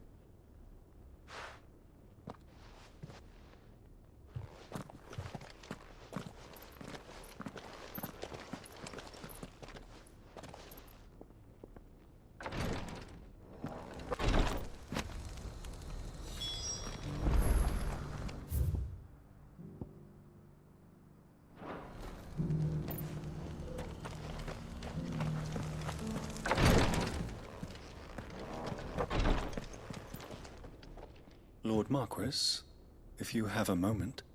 What is it, Cyril? One of our brethren lately journeyed across the strait in order to pursue a new avenue of inquiry in our ongoing investigation. He sent an owl some while ago, but we have heard naught from him since. Was he surveying another fallen ruin? No. The object of his study was a savior cult that has arisen in Ash in recent years. We believe it may have some connection to the Circle of Malleus, an ancient religion that worshipped Ultima as its god. By gaining an understanding of this new faith, we hoped to learn more of the Circle's original beliefs. And so you sent one of your brothers to Ash, a continent teeming with orcs and Akashic. Fully cognizant of the risks, yes. I entrusted the mission to one of the most able of our order, the Third Chair, a master of the arts of combat and survival both. Though he has been silent for some days now, I have thus far refrained from sending any others in search of him, lest they be lost in turn. Yet, it seemed only right to inform you of the situation, given your unique experience of the perils of Ash. For as you so earnestly advised me, it would not do to abandon a man to his fate, when he might yet be saved. It would not. But Ash is a big place. Can you be any more specific? Perhaps. The last owl I received from him mentioned a village where he had heard the cult were wont to assemble. Mickleburg was its name. It lies in the southern reaches of Waloed. If aught ill befell him, I expect it did so there. All right. I'll see what I can do. You are much too kind, my lord. Go then, with my hopes, and may the Firebird's flame ever burn in your heart.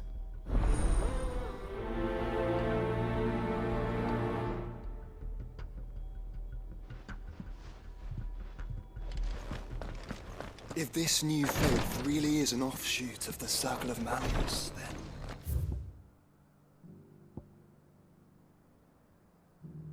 Let's concentrate on finding the Third Chair first, shall we?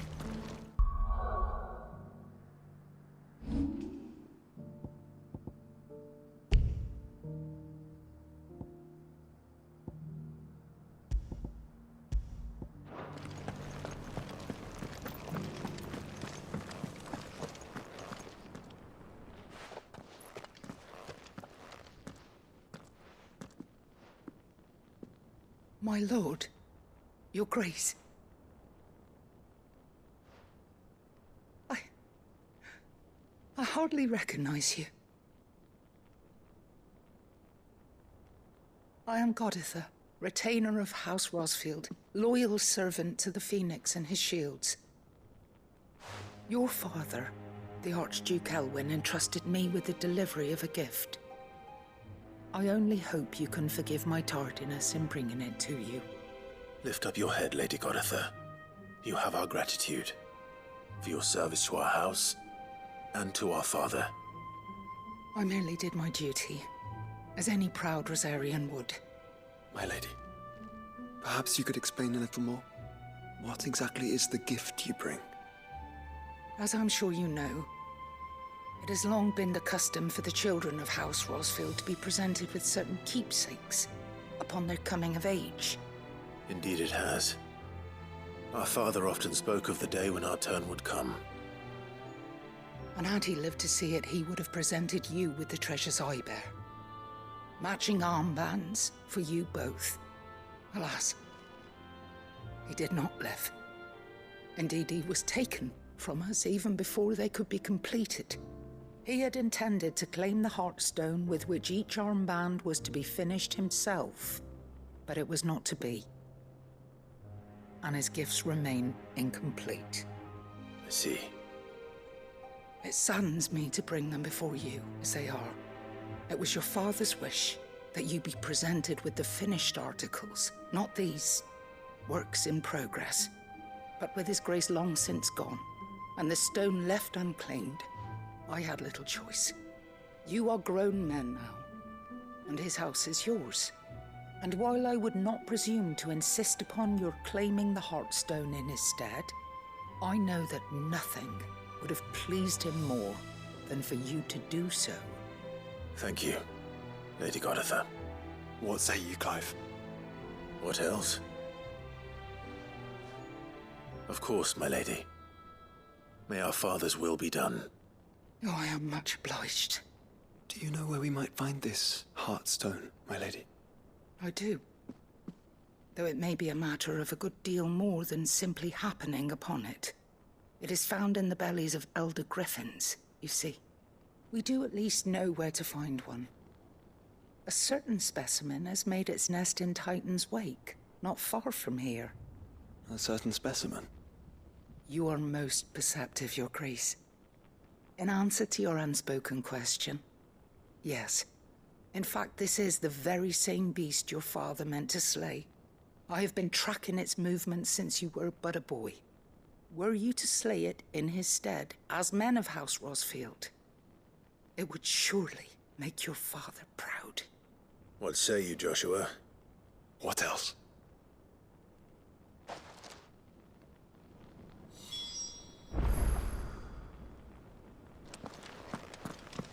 Titan's Wake is to the south of here. But we must not be hasty. The good lady has been disappointed once already.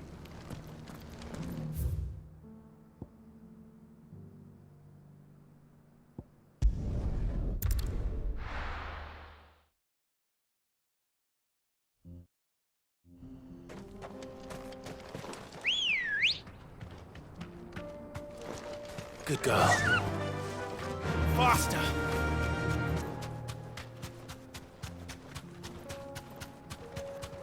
Eyes peeled, Joshua.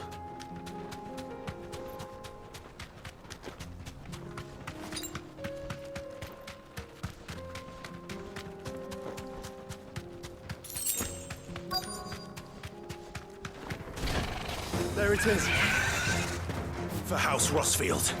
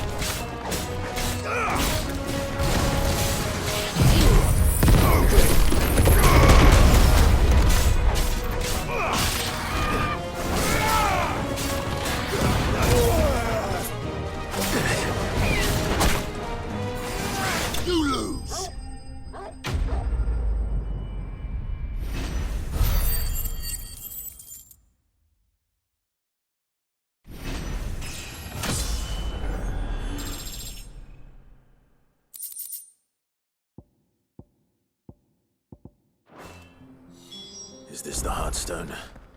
I expect Lady Goditha will know.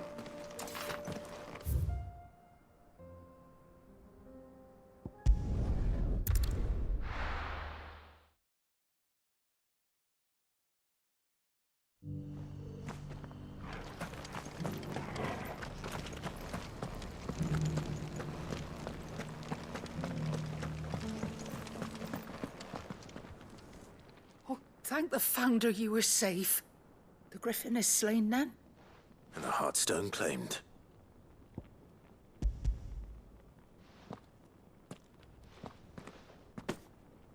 Yes. This radiant luster, like frozen flame. It is just as your father described it. Thank you, my lord. Your Grace. Your father would be so proud. Lady Goditha, the lapidary is ready. Thank you, Cyril. I will be with him shortly. If you would excuse me, I shall have the stone cut and set forthwith.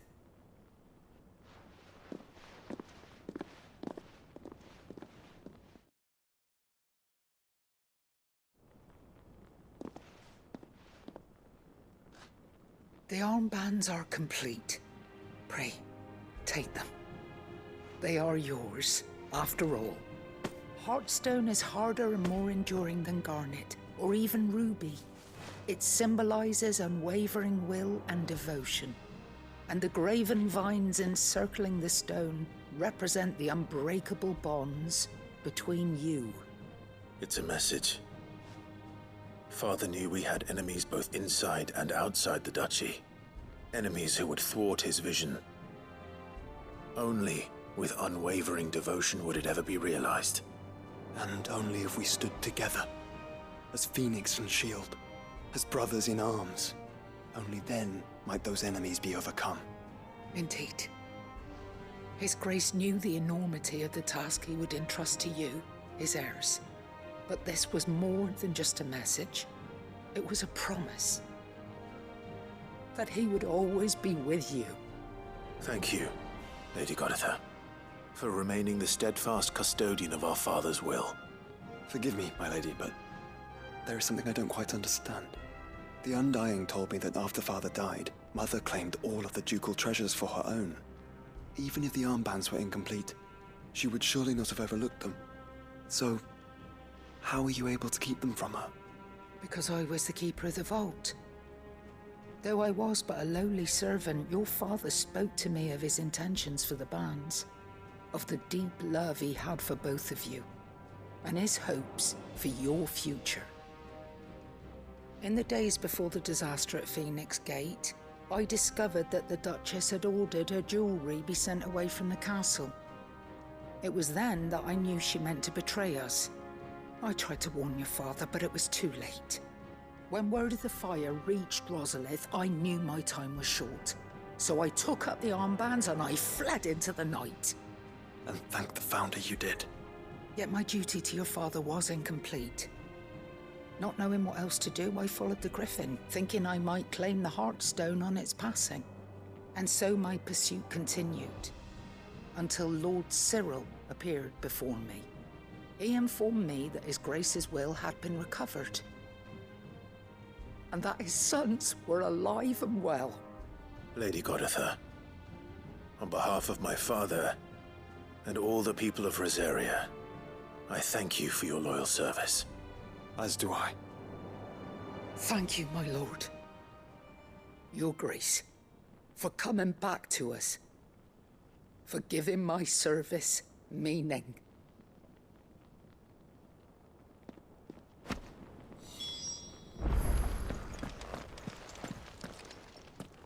The bands suit you well.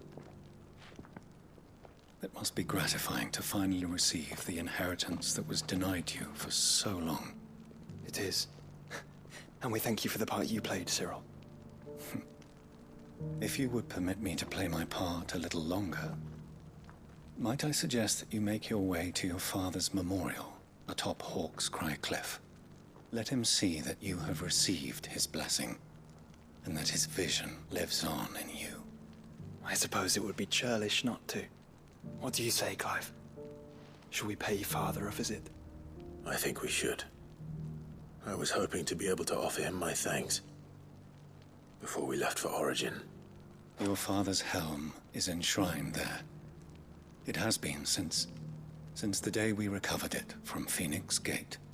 I prithee claim it, for it too is a part of your inheritance, and I do not doubt that your father would prefer it in your hands than perched upon some lonely rock.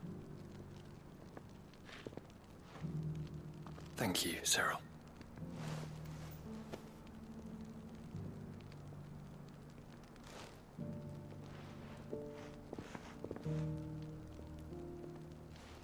Come on, Clive. He's waiting.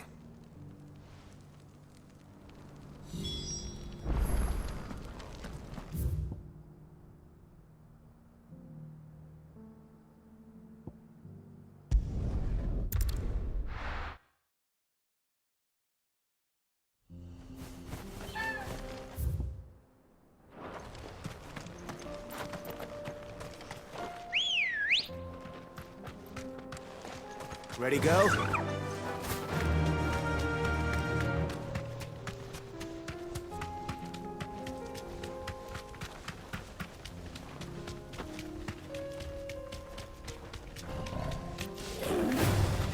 No holding back.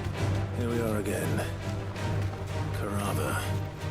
If you were a tortoise, Torgal, where would you hide?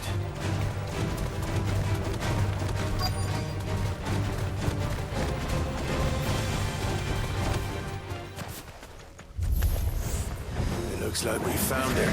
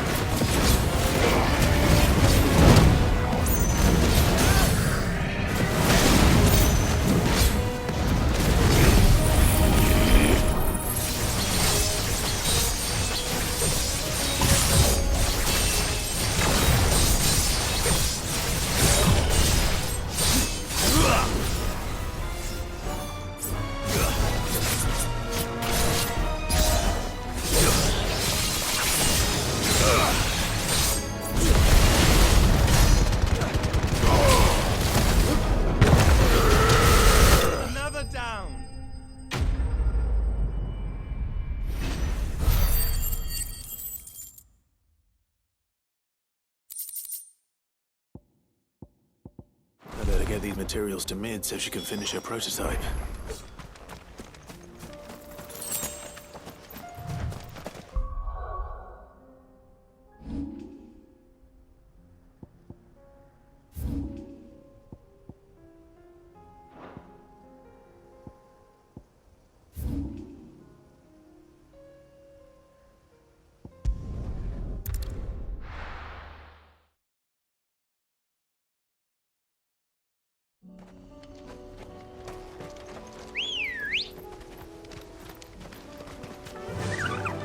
Faster!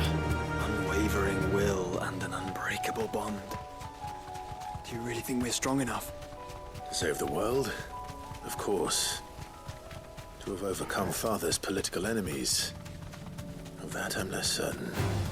Especially knowing what we know now. What Mother was truly capable of. But perhaps these bands would have helped.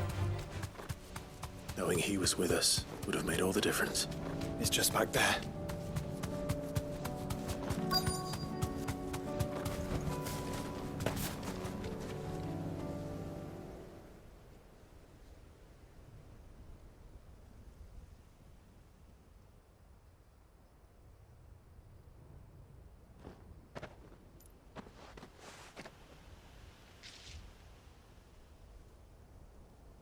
Father always fought for what he believed was right. It wasn't until that night at Phoenix Gate that I realized I had never fought for anything. I always had someone else to do the fighting for me.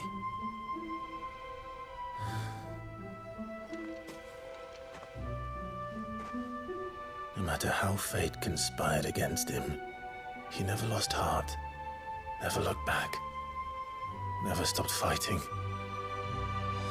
To me, he was the greatest of men. And I've been trying to live up to his ideals ever since.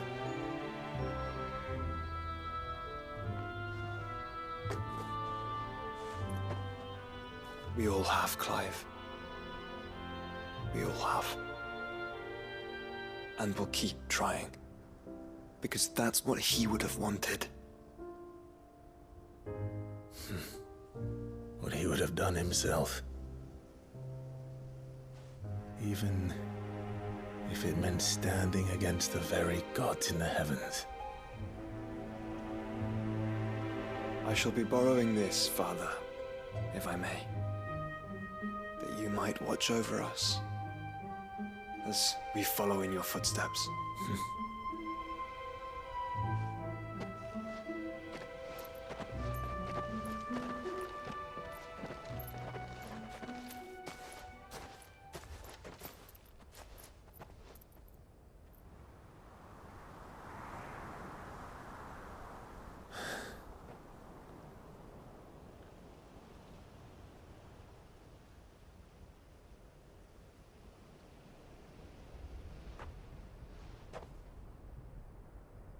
We won't lay you down.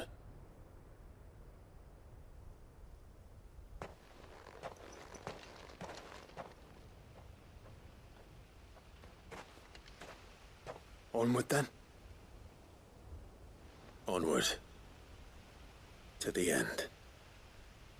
And to a new beginning.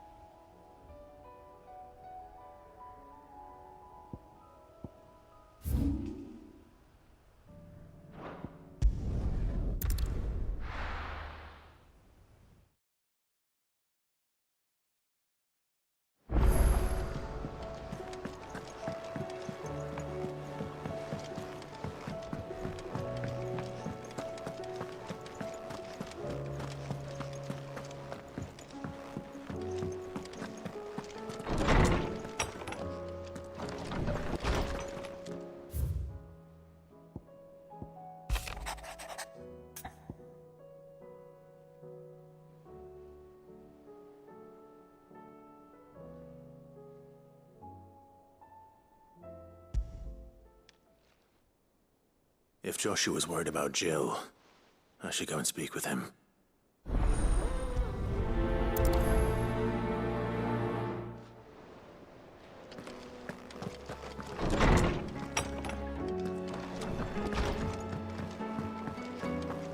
First the skies.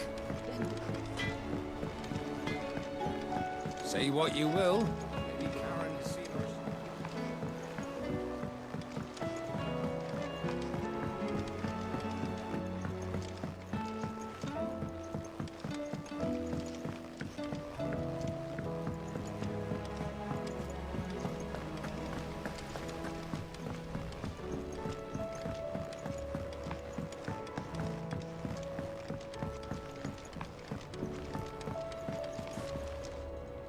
Mid, tell me this is all you need.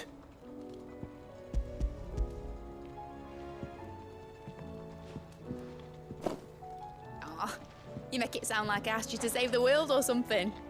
Tell me this is all you need? It's most of what I need. After you left, I went over the figures again, and I realised I'd forgotten a 1 and a 0.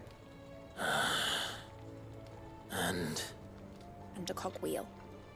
Just a tiny one. Though, that's the problem. Gears that small are a bastard to make, and I may have lost the one Blackthorn spent a fortnight toiling over. wait. The children. When they took apart your scales, there was a tiny brass gear.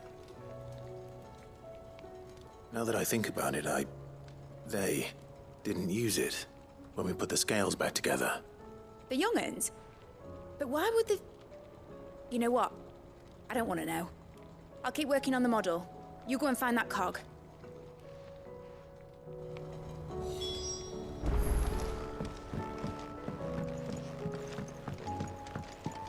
Has Midadol mentioned a new project yet? Sid! Is Mid still hiding from us? She wasn't hiding. She's fine. She's just busy working on her next project. A new invention? What is it? What is it? Is it an airship? I bet it's an airship! Do you think she'll let us help? That just so happens to be why I'm here. She needs something special, something only you three can provide. A brass gear. A tiny one. One that might fit on, say, a set of scales? Oh, the one you forgot! We remember! We saved it, just in case. It's in the bag of bits. Since your lesson, we've been disassembling, then reassembling everything we can find. All the pieces that are left over, we keep under our beds, just in case. That's good to know. Look! I found it!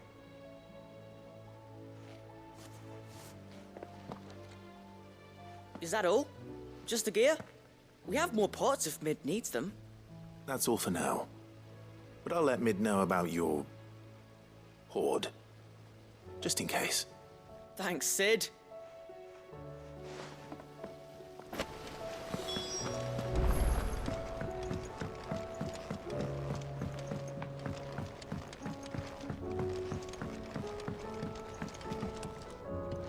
Well, did they have it?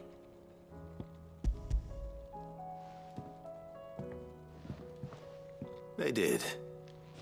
And they kept it somewhere nice and safe. Will it work? Will it work? It's perfect! You're a genius, Clive. What exactly are you going to use it for? Only the most important job of all. The wings aren't going to move on their own. But with the right cog in the right place... Well, you just wait and see.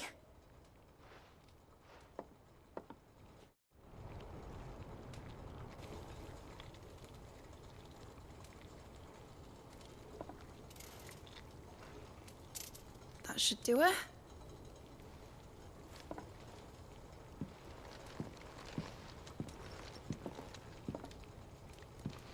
Here goes nothing.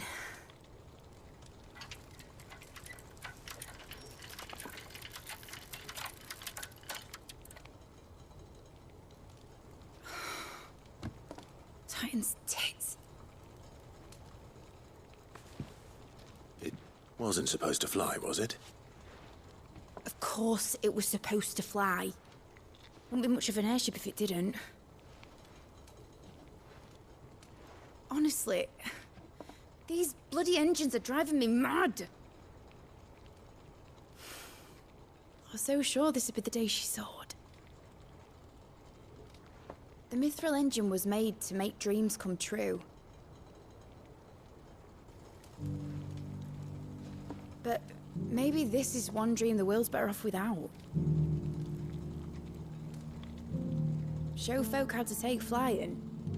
It won't be long till they're raining death down on each other. People will lose their homes. Children, their mums and their dads. Like I lost mine. I'm sorry. So am I, Clive. So am I. Sorry that I have to choose. Do I follow my head, or do I follow my heart?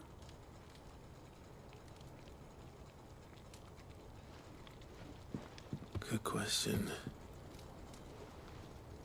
The first time I stood on the deck of your ship, felt the wind in my hair.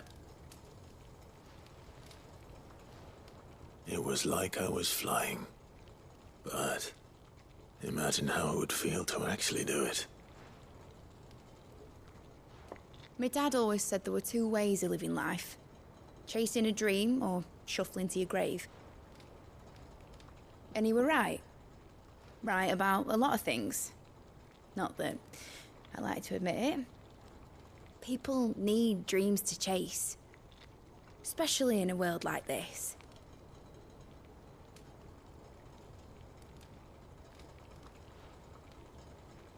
Right. When this is over, I'm gonna take all my mithril engines to Zemeckis and sling them over the edge. I won't have my dream end up turning into someone else's nightmare. But all that hard work... All that hard work will not be used for war, Jamie. But it ain't like it'll be gone. Tell me, Clive, have you ever been on a treasure hunt? Not since Joshua and I were boys. Why do you ask? Because I'm gonna bury the engine schematics and leave behind a little riddle telling people where to find them. A really hard one, so that only the most dedicated dreamers will ever be able to work it out.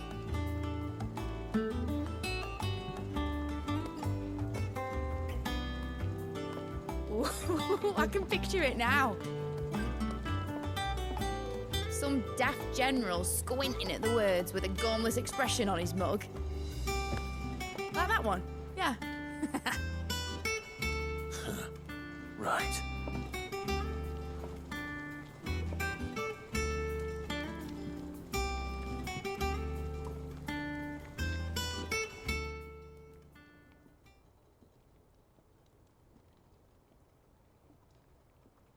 Of course, if I'm putting this engine at the end of a treasure hunt, I'll still need to make it a treasure worth hunting for.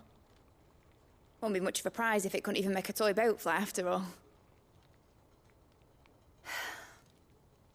My dad always said, dream big.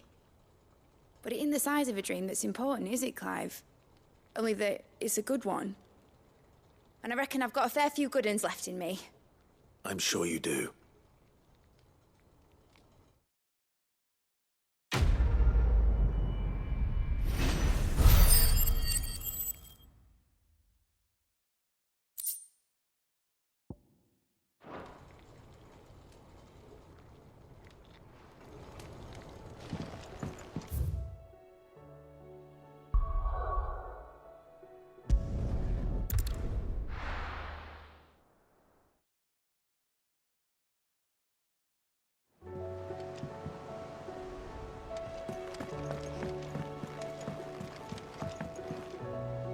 Joshua, I read your message. You're right. Jill is different. I don't think I'd realized how different, but since we returned from Drake's spine, I've felt it more and more. I suppose it's not hard to imagine why. She doesn't think she belongs anymore. And that's why we need to remind her she is still one of us. To let her know that we still need her. Now more than ever. That you still need her. But how to do that? When last we were truly close, we were but children. Of course. Do you remember the time we accompanied Father on his annual tour of the Duchy? And Jill and I broke from the procession to ride up Man's Hill. To see the snow daisies, I remember. It was the first time Father had allowed us to join him. And when he realized you were missing, he had the entire retinue down to the pot boys combing the countryside. In the rain. A thunderstorm forced us to take refuge in a grove of oaks before we'd even made it halfway there. It was the Lord Commander who finally found us, and needless to say, he was none too pleased. Then it seems you and Jill have unfinished business. What do you say? Man's Hill. is not that far. Oh, true. Though I suspect it is also much changed. Little in southern Rosaria remains as it was when we were children. You're saying I should go and scout the area for bandits? I'm saying we should first go and see if there are actually still any snow daisies left. What would you do without me, Clive?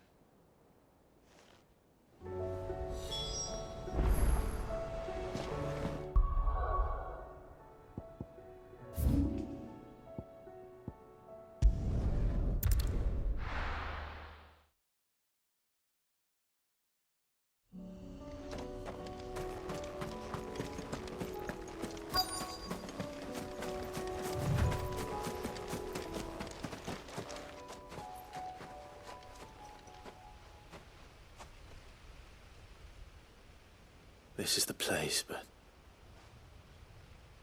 I'm sorry, Clive.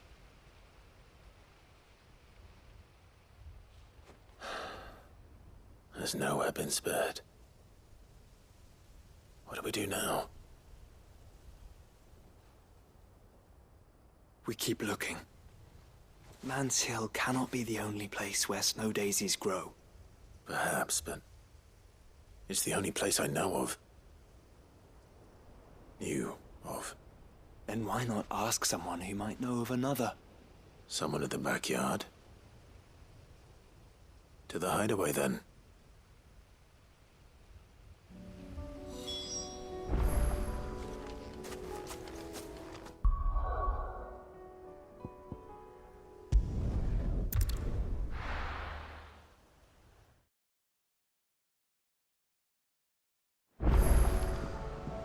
Let's hope one of the guards...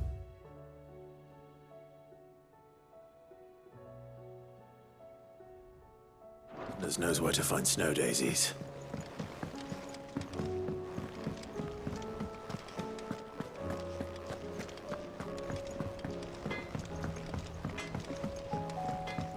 Say what you will. Lady Karen has seen her.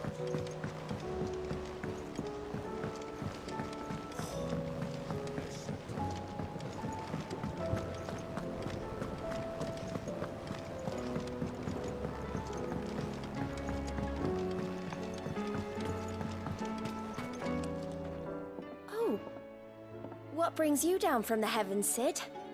I need your advice. Joshua and I are looking for a place where snow daisies grow. Preferably in abundance. Snow daisies. Then you'll want somewhere not too hot and not too cold. And where the winds are strong enough to carry the seeds. I reckon Man's Hill would be a good place to start. There in the Royal Meadows, perhaps? Both have similar climbs and the right elevation. If the Blight hasn't claimed them yet. Right. Thank you. Did you learn where we might find our flowers? The gardener here mentioned the Royal Meadows in Sambrek. Ah, the fields beyond Northreach. Well, if that's the case, then Yote was right. I recalled that she kept the record of our travels, you see. So I asked her if she'd perhaps noted anywhere that snow daisies grew, and she mentioned Oilafeist Bay. Whose shores border the meadows. Off we go, then.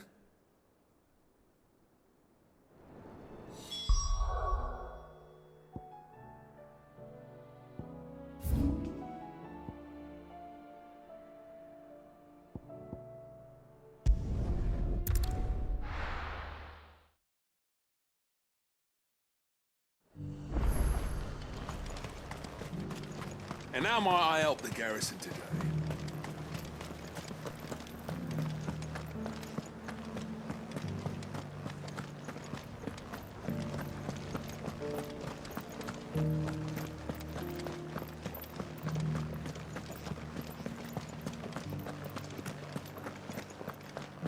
Haven't seen any of those beastly blue-eyed...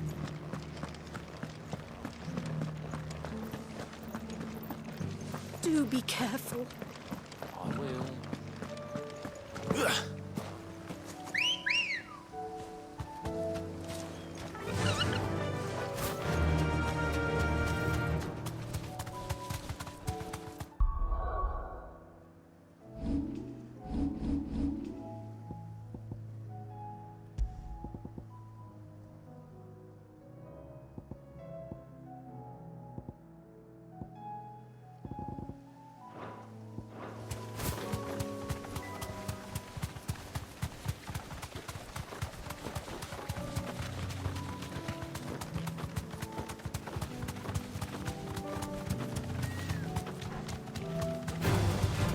the one of you, eh?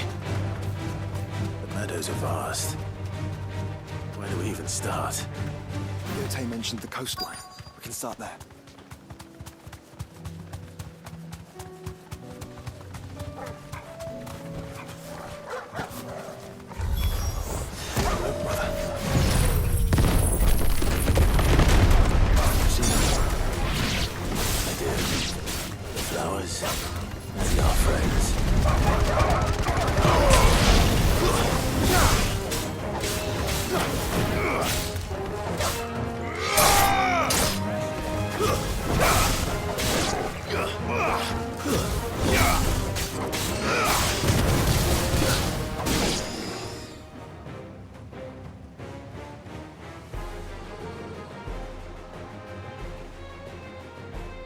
What do you see, boy?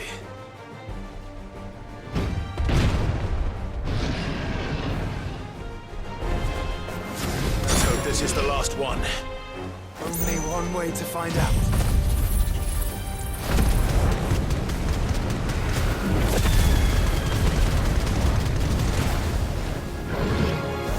Too slow.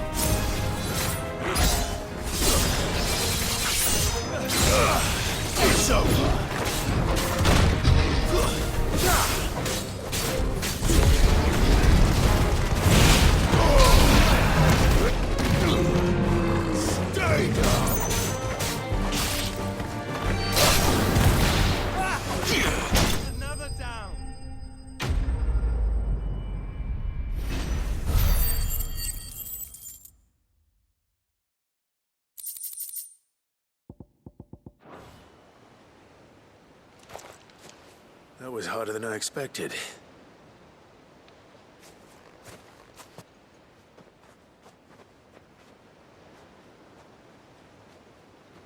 But found her. It was worth it. They're beautiful. Do you think Jill will like them? She'll love them. Come on. Let's go.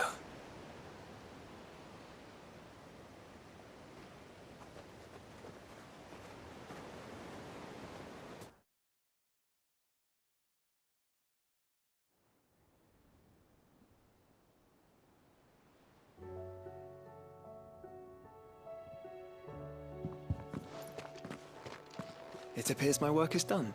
The rest, as they say, is up to you. Well, you and the skies. We wouldn't want another thunderstorm now, would we?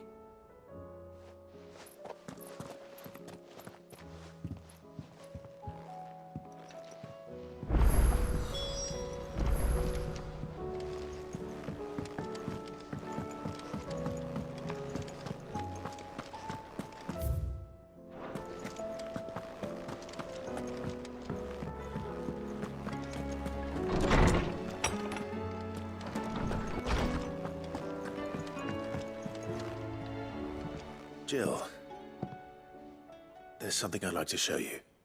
There is? And where might this something be?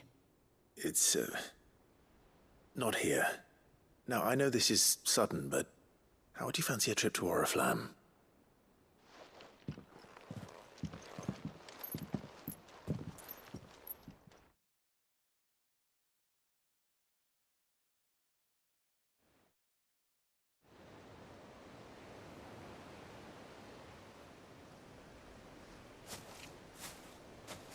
There are so many. This is what you wanted to show me.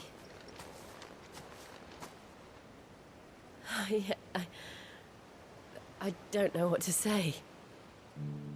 You don't need to say anything. The smile on your face is enough. We've been worried about you, Joshua and I. Do you remember when I took you to Man's Hill? Or tried to? How could I forget? You saw me crying and thought a change of scenery might lift my spirits. In the end, it earned me a nasty cough and a stern scolding from your mother. But I felt wonderful nonetheless. I'm sorry. I had no idea what I was getting us both into. But I couldn't bear to see you like that.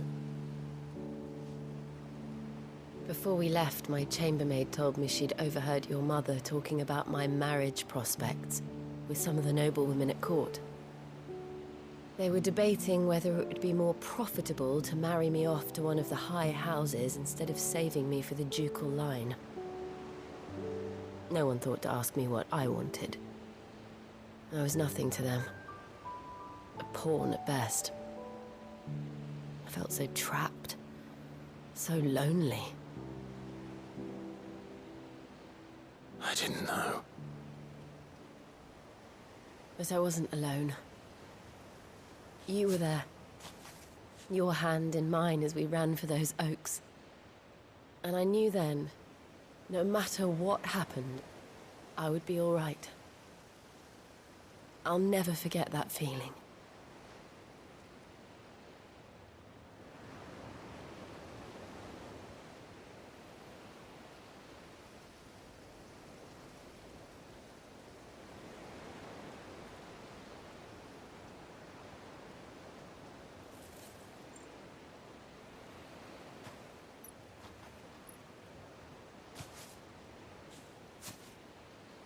Before we broke camp, the morning after the storm, do you know what I did? No? What? I slipped away from my governess to climb the tor. And from there I saw a sea of petals, all reaching for the sun. And I realized no matter how terrible the night, dawn would always come.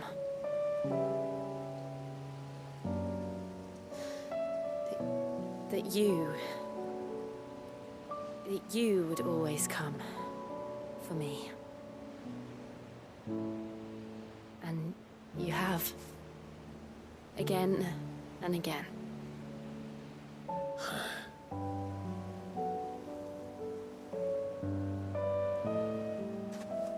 Where do you see us?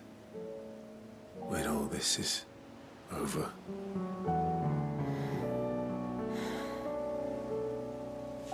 I don't know.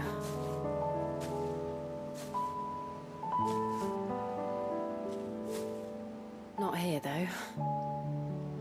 I think I've outgrown the twins. After everything we've been through, the realm just seems so small. I'll need some space to spread my wings.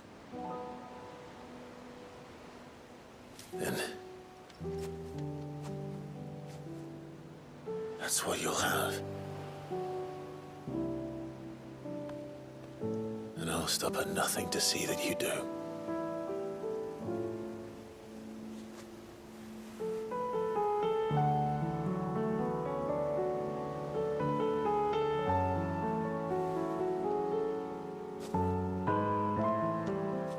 Much good at garlands, but it'll have to do. I'll treasure it forever. Thank you, Clive, for this, the flowers, for everything. It's exactly what I needed. You Oh, my treasure.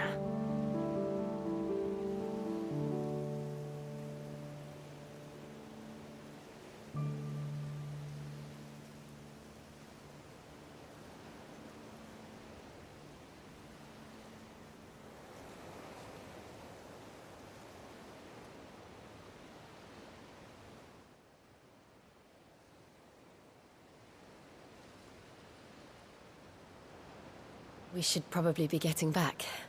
I expect the others are wondering where we are. You're right. There's still much to do. And we'll do it together.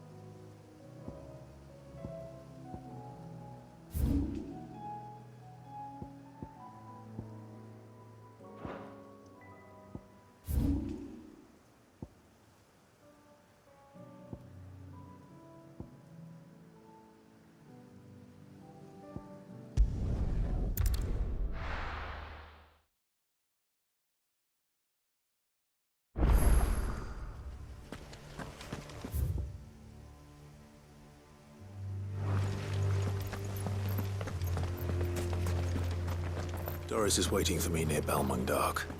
The longer she's out in the open, the more likely she is to be found by a Kashik. I need to hurry.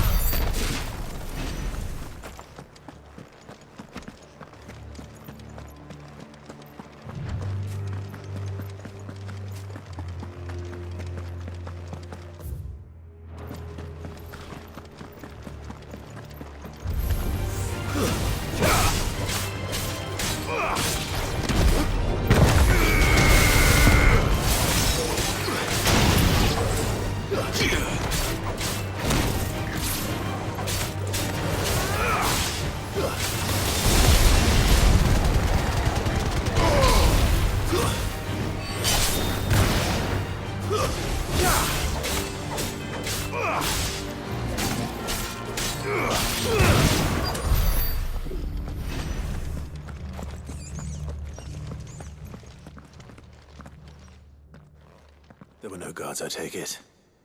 None manning the gates, no. It's a different story inside, though. The corridors are crawling with Akashic. Most likely guards left behind when the wardens ran. If Chadwick was being held here, I worry that he may already be. Don't give up hope just yet, but let's move quickly. Let me check the ground floor. The ether stick is there. Then I'll search the upper level. Good luck, Sid. Stay safe.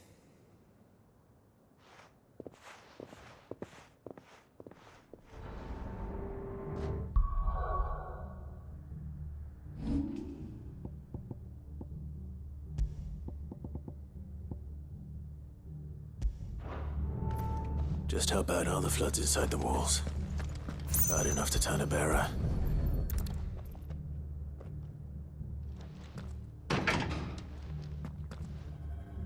Locked up tight.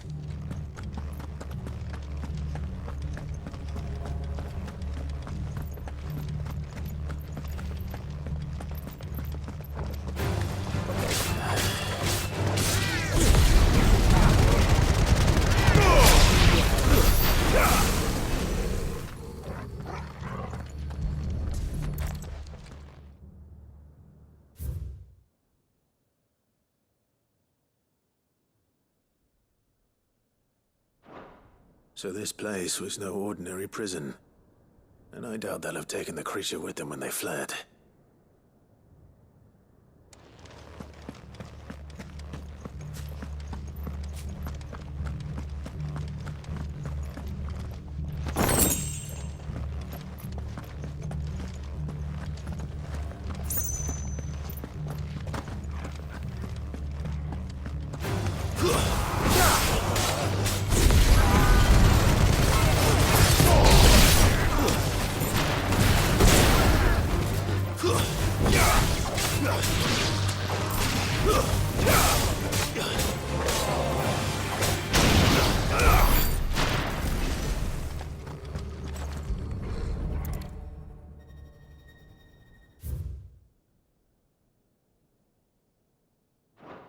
Minimal loss of Waluda lives.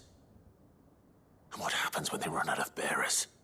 Even the Imperials take better care of their branded than that.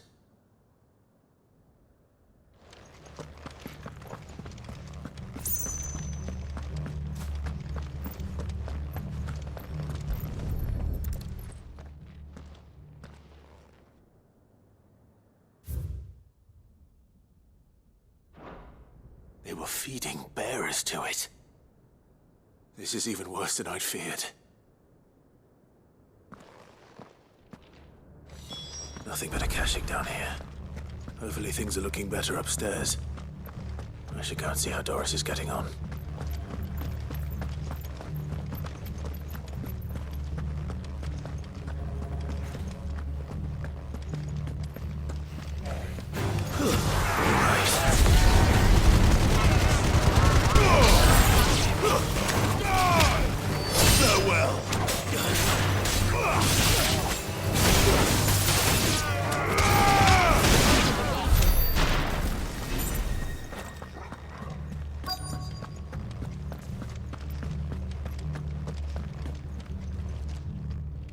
No lock downstairs. But I did find out that this place was more than just a prison. Something far more sinister was happening here. I know. I've been reading some of these documents and... it can't be true, can it? Bearers die every day in service of their masters, but this is so much worse. Pitting bearers against a wild beast armed with nothing but their wits? And all in order to bring about more death. And not just those who could fight, but the elderly, children even. And those who wouldn't or couldn't were disposed of. Whatever that means. I'm afraid it means they were fed to the monstrosity they kept here. Then we're too late. And I was a fool to bring you here. Don't say that. Did you find anything else? A key. But it doesn't fit any of the locks on this floor. Perhaps it will fit one of the doors downstairs. There's a corridor I haven't searched yet. Finish up here, then come and find me when you're ready. All right. I'll be there in a moment.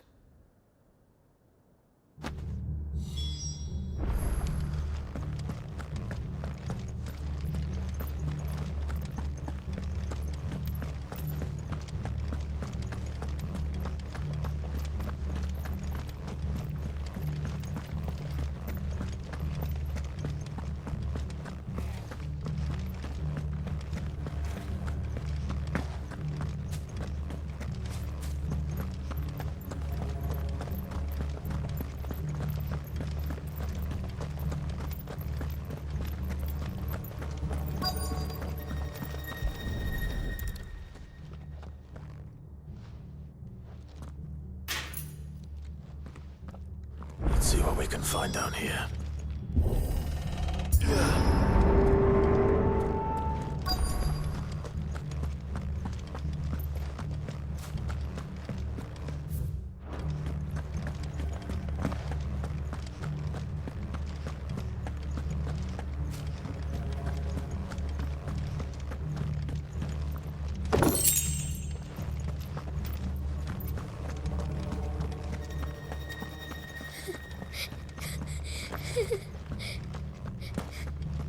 Survivor. and she sounds close.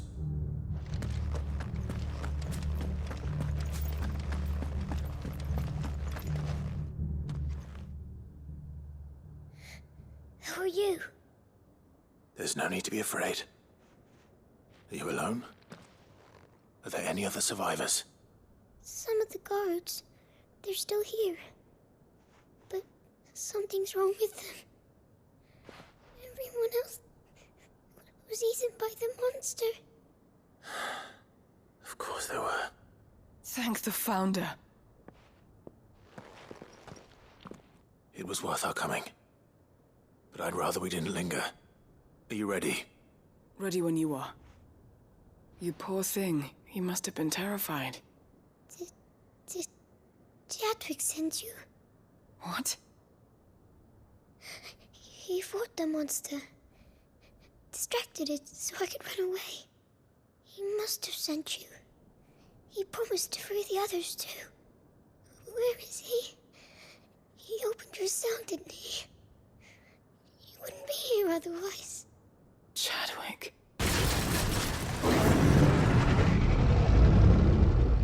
Was that? Monster's back! Chadwick, help! We have to get out of here. Doris, keep the girl safe. All right. You put that bearer-eating bastard in the ground. It's out there waiting for me. I can't let it live.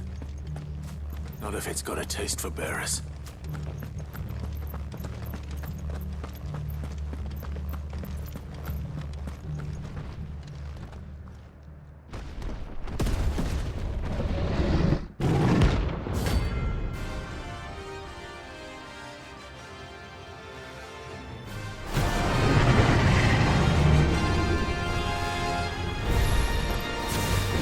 Havoc if it ever leaves the prison. I can't let that happen.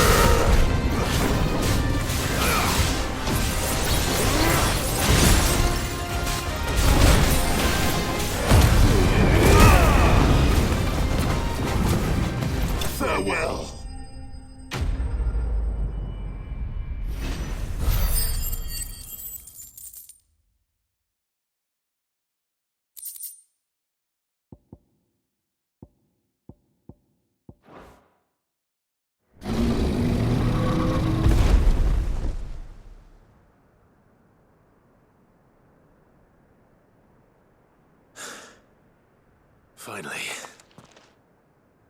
Sid, are you hurt? I'm fine. I think.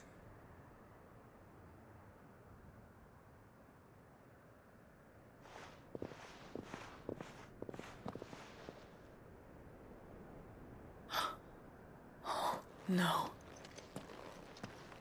What is it? A diary.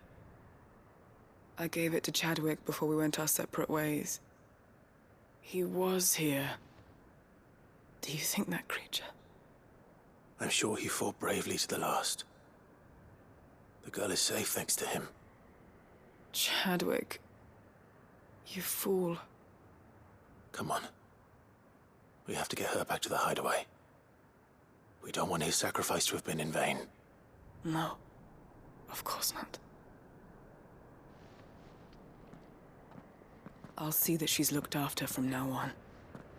It's the least I can do.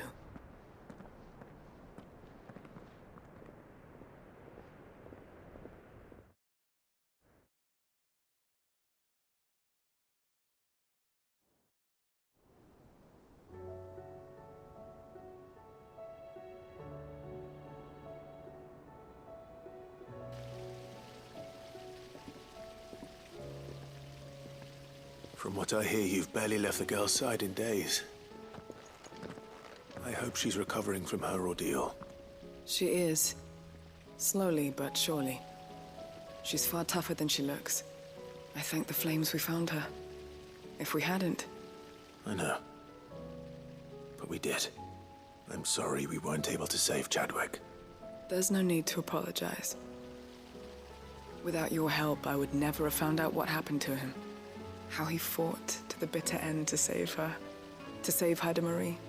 That's the man I remember. The man I thought of as a brother. I wish I could have met him. I'd like to hear more about your past. If you don't mind, that is. Of course. You already met my former master. She trained Chadwick and I to do two things. Kill and obey. We were supposed to be sold to the highest bidder when the time came. But no bid was ever high enough to convince her to part with us. For years, we were her daggers in the shadows. But we could never quite shake our doubts about the things she made us do. And then, one day, we just couldn't do them anymore. So we escaped. But staying together was out of the question. They would have found us too easily. After so many years of training, the pull to serve was always strong. It scared me to think he might have taken another master, become a dagger in someone else's hand. But even in captivity, the battles he fought were his own. And he died not as someone's tool, but as a hero. Haida Marie is proof of that. Bearers can cast off their shackles. And the Cursebreakers will show them how. I'll fight until my dying breath to see it done. For Chadwick, and for all of us. Thank you, Doris. We'll be counting on you.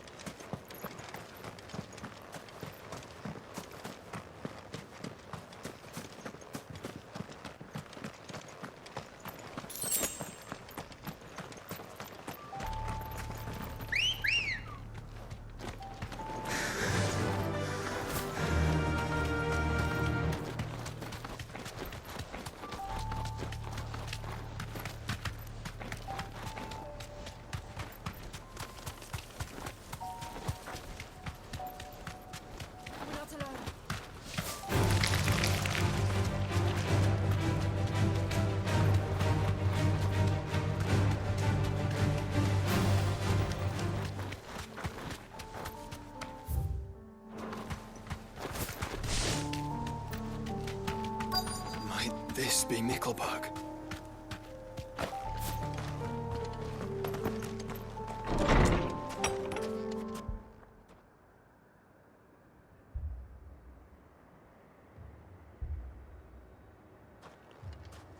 These people aren't turned. And the village seems safe enough at least.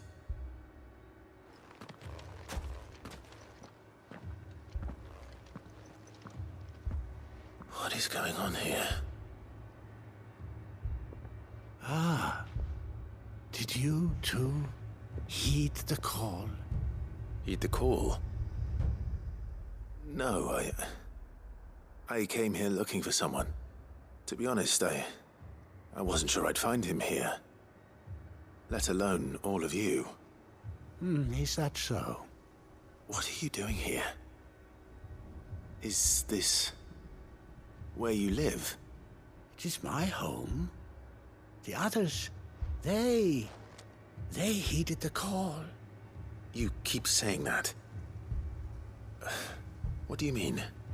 They came here to perform the rite, just as King Barnabas instructed. This village is their altar, where they shall cast their shawls upon the gentle waters and give themselves to the Lord. Give themselves? Oh, Lord, cleanse us of our sins. Let us be reborn in your loving arms. Free us from the torment of this mortal realm.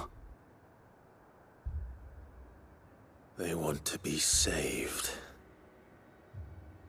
Forgive me, but did another foreigner like me come here? He was probably wearing a cowl. You mean the traveler from Storm? Yes. He's staying at my house, toward the rear of the village. Thank you. If you don't mind, I'll go and greet him. They seek the same salvation Barnabas did. At least the third chair still lives. Let's go and find him.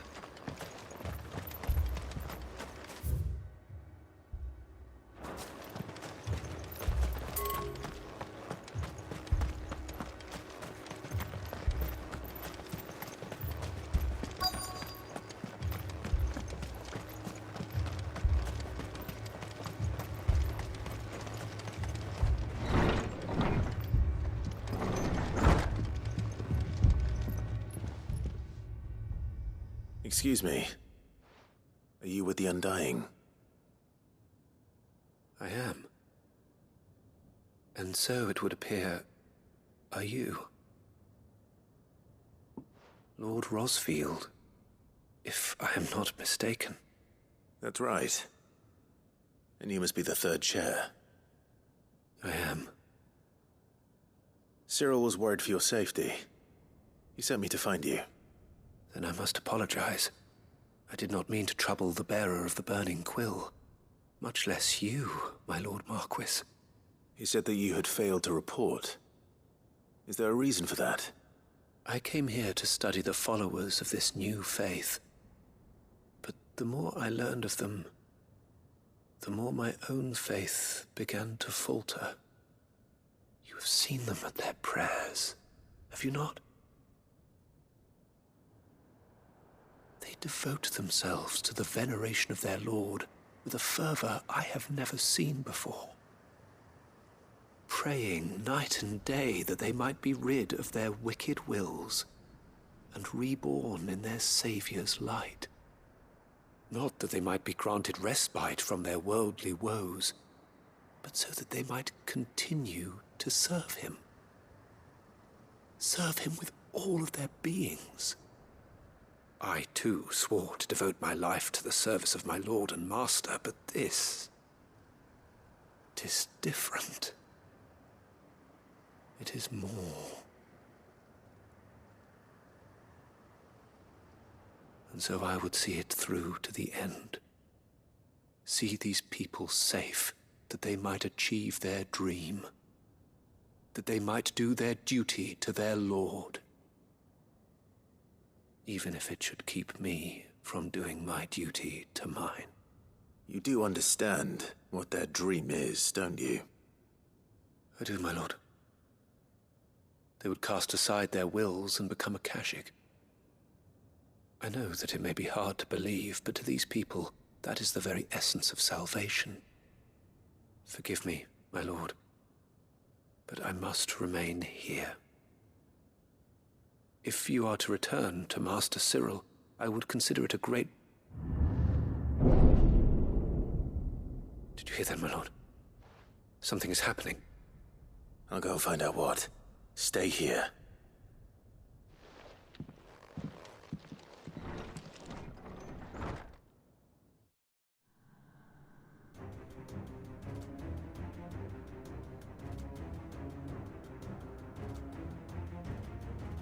Beneath the flood. Oh no. There must be something I can do.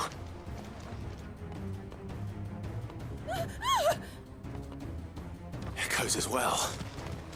Found her.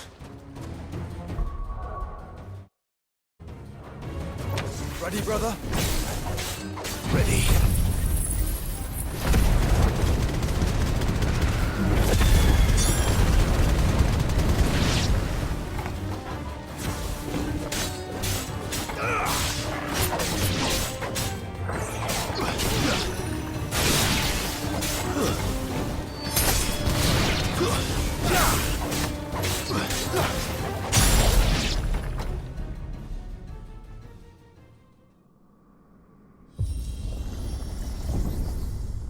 What now?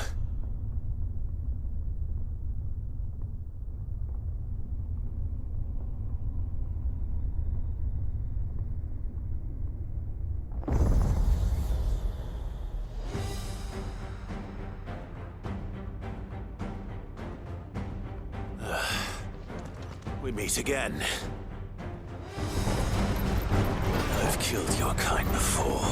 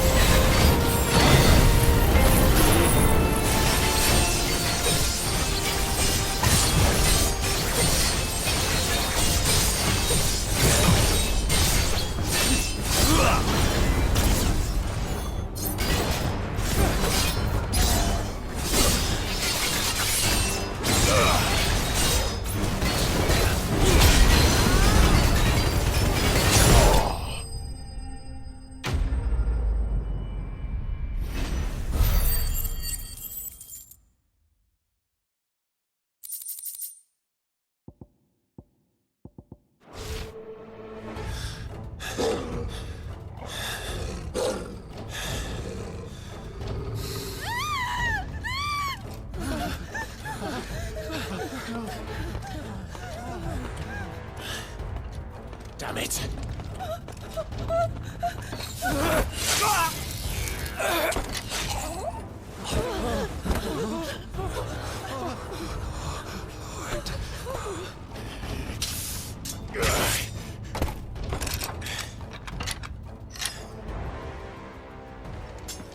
Don't you die.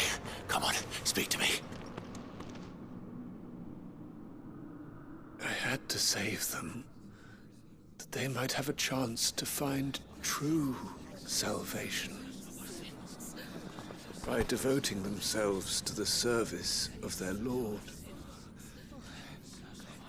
Just as I did when the Undying plucked me from the gutter and gave me a cause to believe in. A duty to serve was everything to me, and I would not deny them that fulfillment, even if they must become a Kashik in order to achieve it.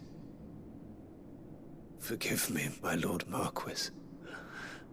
I did not mean to trouble you with this. My findings. Could you deliver them to Master Cyril for me? Of course. Your duty will be done.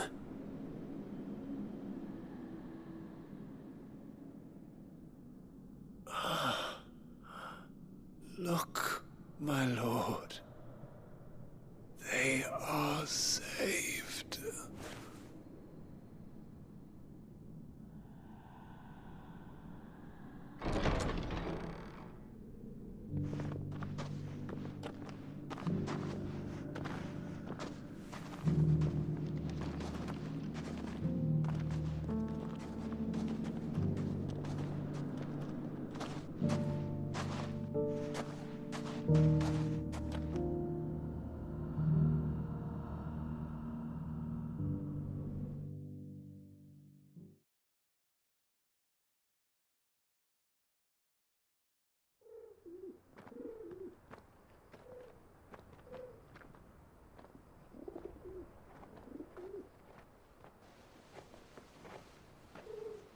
They are saved. Founder. I should get this report to Cyril.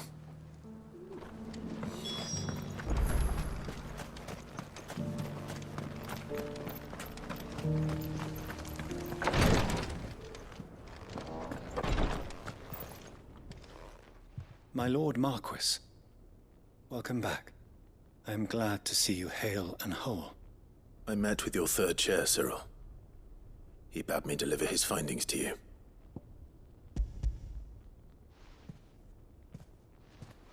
Thank you, my lord. He remained in Ash? He died protecting the villagers from an echo. I buried him in Mickelberg. I'm sorry that I couldn't save him. If you could not save him, no one could. The villagers, they were believers in this savior cult. They prayed to their god that they might be unburdened of their wills.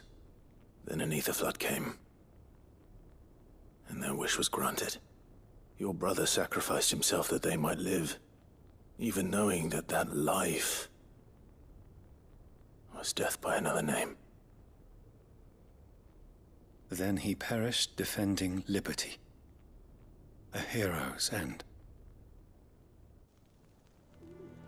For the right to choose how one dies is no less sacred than the right to choose how one lives. Sid would agree. He wanted to build a world where people could die on their own terms. A noble ambition. To die for one's cause is the most perfect expression of one's faith. It matters not how misguided others might judge one's decision to be. Only that the decision is one's own. We live according to the teachings of our order. We believe in them, we protect them, and yes, we die for them. For better or worse, that is our creed.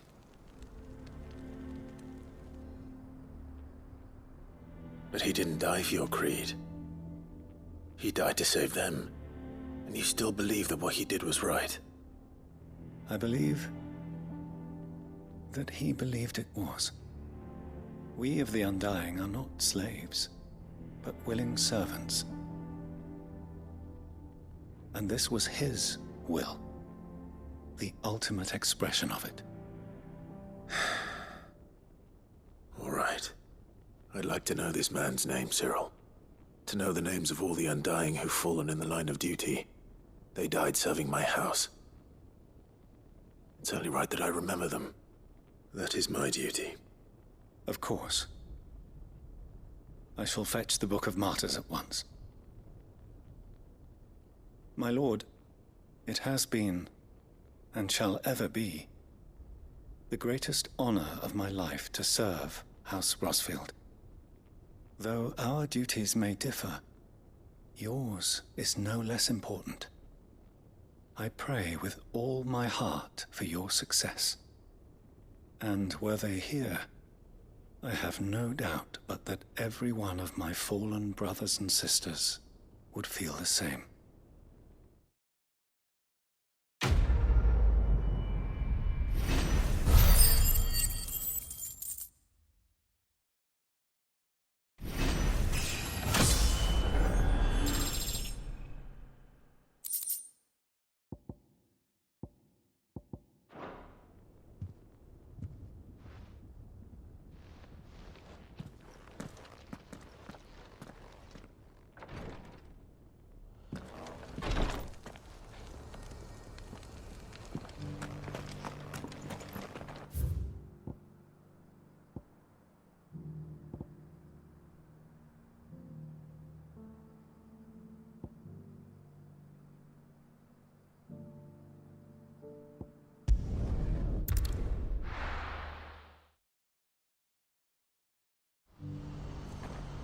Do you see that too?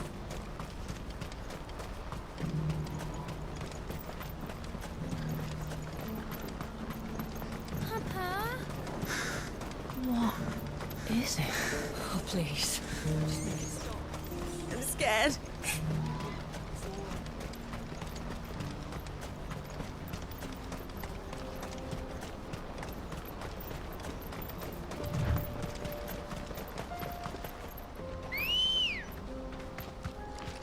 Good girl.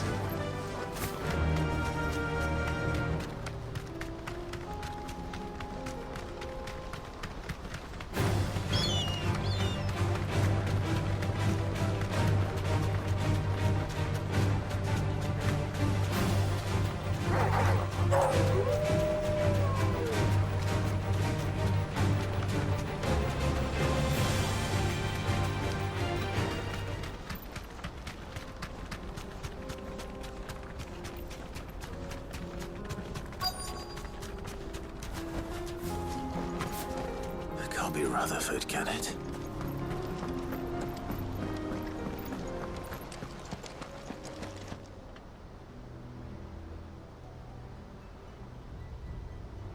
Turncoats and cowards, the lot of you! If it's a fight you want, it's a fight you shall have! Allow me. I don't need your... Please, Field Marshal. Oblige him.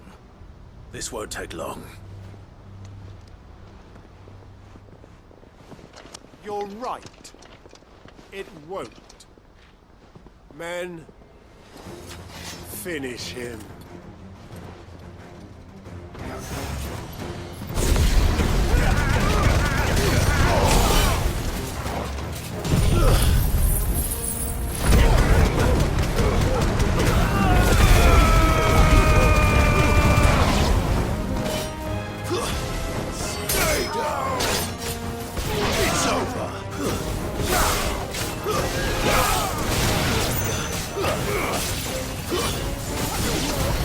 Finished.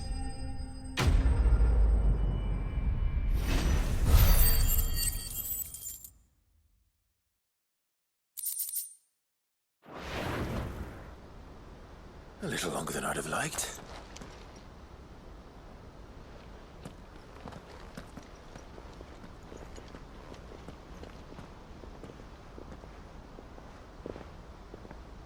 Field Marshal Havel, I presume.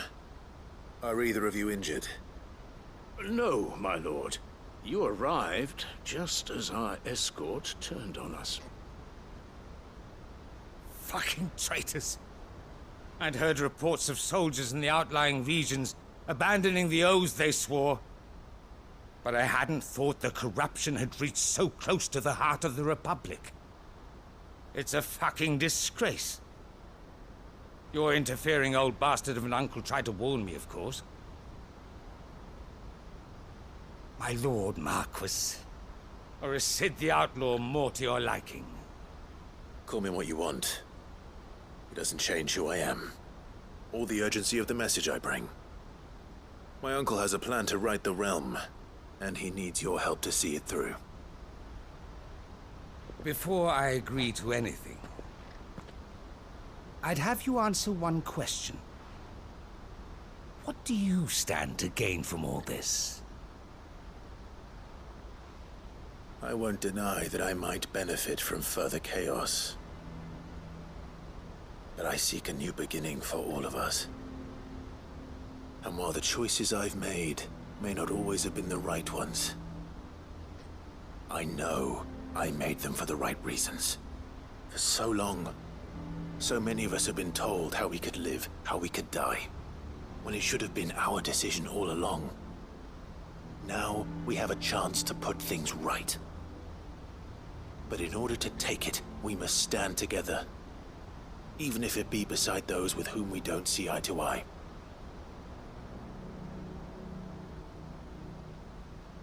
Certainly not the words I expected from an outlaw. But perhaps your uncle was right. You are no ordinary outlaw. I'll never hear the end of this. All right. I'll start by ordering my most trusted guard to bring the Dhalmekian fringes under control. Next, I'll make contact with my counterparts in the Imperial Army and see if I can't convince them to try and restore order in their own territory. Thank you, Field Marshal. But they are not the only ones we will need to convince. What do you mean? I don't doubt that I can bully some sense into a few generals. But those they answer to require a different kind of persuasion. And when it comes to honeyed words, well, we will need an envoy. One who can court even the most stubborn of statesmen. You, perhaps? I'm flattered. But I'm no diplomat either. And I have other problems to attend to. What we need is a skilled arbitrator. And I may know just the person. Is that so? And would he happen to be an outlaw too? Of a different kind, perhaps. Well, beggars can't be choosers. I suppose we'll all have to find a little of the outlaw in ourselves if we're to make it through this. Very well. Send your man to me right away. I shall.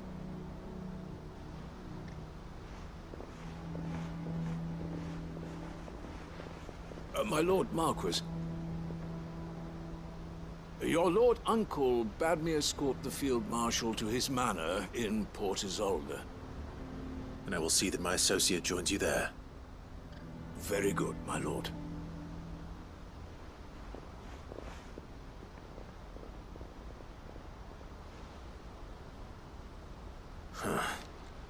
An envoy. I'm not sure I'm the man to talk anyone round. I can barely convince my brother to take his medicine. No. This is a job for someone with experience. Someone like Quentin. I hope I can convince him at least.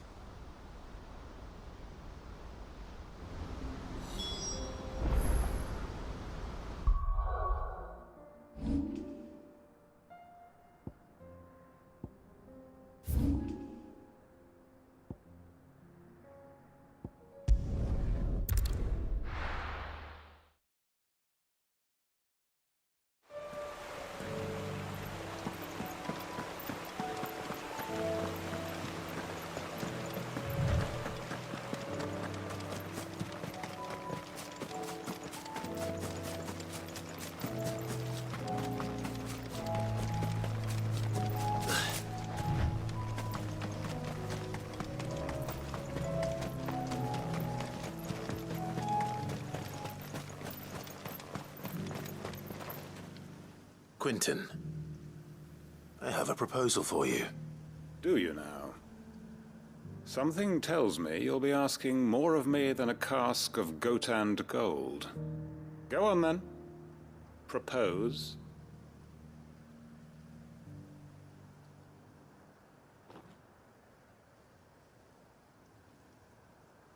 You'd have me convince the chiefs and chamberlains of the realm that they should simply swallow their pride and do the one thing that has proved impossible for thousands of years. Was there anything else? Perhaps I can fetch you a meat pie as well. I know it's a lot to ask, but I can think of none better suited to the role. And you'd have me give up what little I have left to do it. I told you, Clive. The people of Lostwing are my family, and I cannot abandon them. You'll have to find someone else. I'm sorry to hear that. So am I. And why might that be? What he's asking. How's it any different to what you've done so far? They want you to speak for those who can't speak for themselves. That's what you do best. If it's the vineyard you're worried about, we'll see that the grapes are picked and the tons filled. You know we will. It's not that. Then what is it? You said yourself we're family. Don't you trust us? You know that's not what I'm... Then what are you saying? That only we are worth saving? Why turn your back on everyone else? You convinced us we could build new lives for ourselves, and if you can do that, who's to say you couldn't convince the entire realm? A stirring argument. I fear that any rejoinder I make might fall somewhat flat by comparison. So you'll join us? Where do you need me? Field Marshal Havel will want to speak with you in person. He's currently in Port Isolde. I can arrange for a party of Cursebreakers to accompany you there. That would be very much appreciated. I hear the roads are far from safe these days. Hopefully not for long. My uncle will want to know that his plan is taking shape.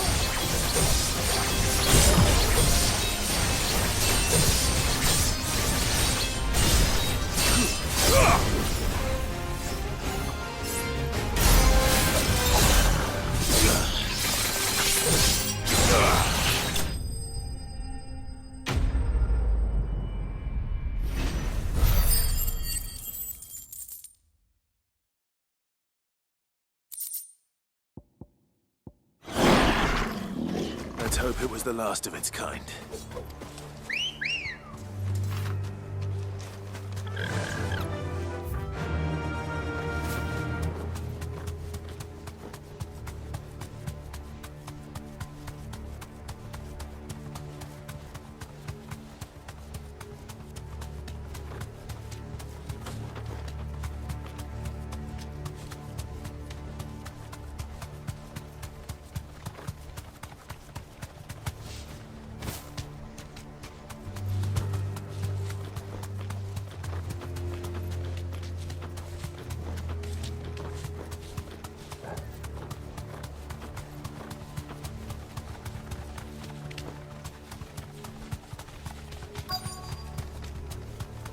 The entire village looks abandoned.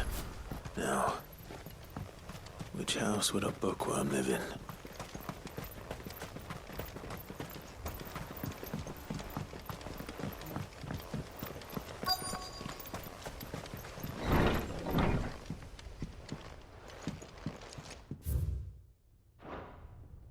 This is a royal...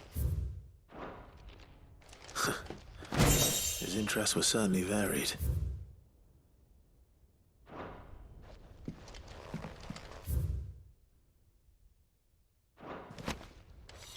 This is it. But if what it says is true, I need to get this back to the hideaway.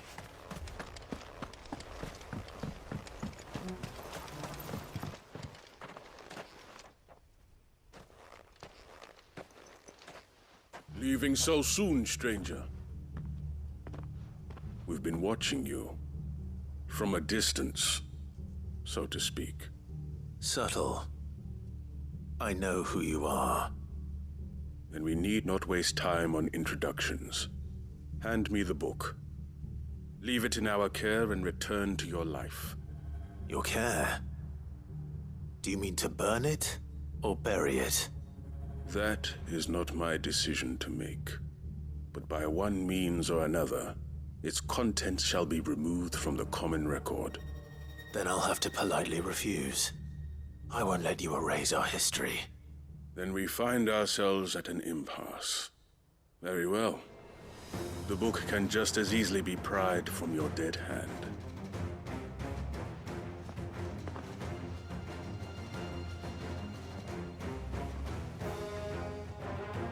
Let's see, shall we?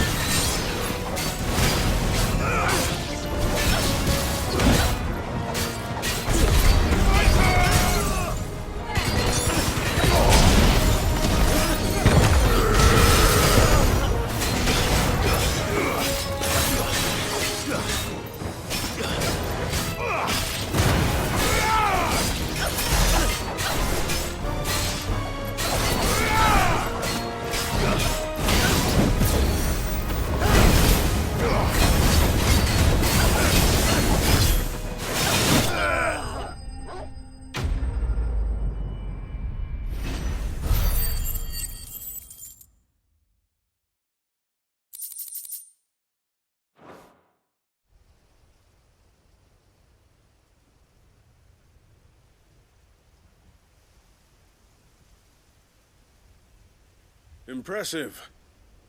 But we have other means. We shall claim the book yet. Why do you want it so badly anyway? It lays out in no uncertain terms the vanity and avarice of mankind. It tells the shameful history of the persecution and oppression of a gifted few by a giftless many. Would you say that this interpretation was correct? I don't know. You don't know. Your sword may be sharp, but your wits are dull. So let me answer for you. There is no correct interpretation of history. That a series of events took place may be proved beyond a doubt. But there can be no single, immutable explanation as to why they came to pass. It is a question of numbers and of belief. If enough people believe that a set of events occurred for a reason, that belief becomes the truth. So you're trying to control the truth? We are trying to protect people from themselves, from knowledge that would bring them naught but pain. That is all. You may keep the book, for now. The world is small. We shall meet again. Until then. Wait! Damn it. Let's get this back to Vivian. Perhaps she can explain what that was all about.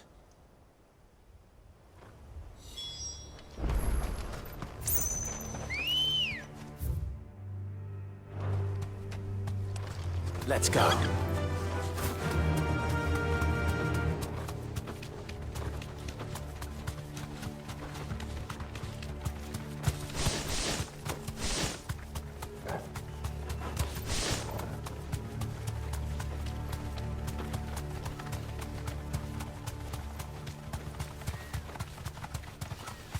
Careful. Time to fight.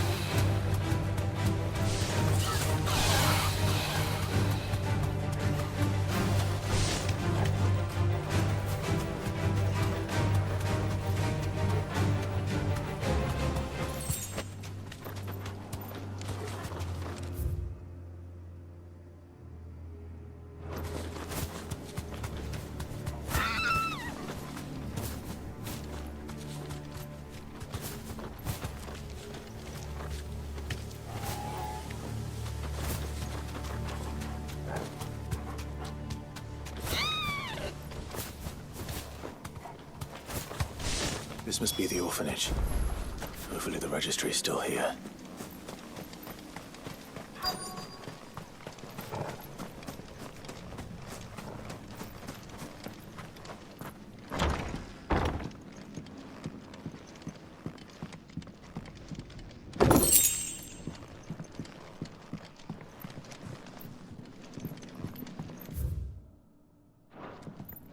Conditioning.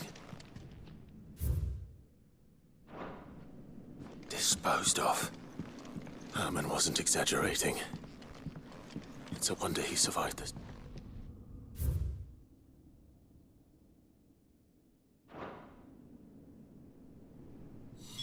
This reads like a suicide note. Did the director go through with his plan? There's only one way to find out.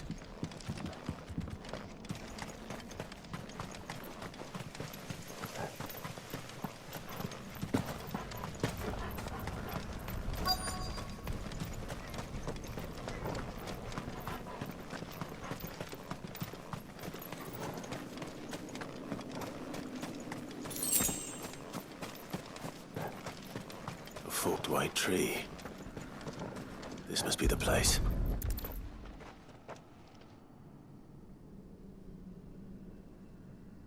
Could he really be buried here? There's something hidden among the roots. Let's see.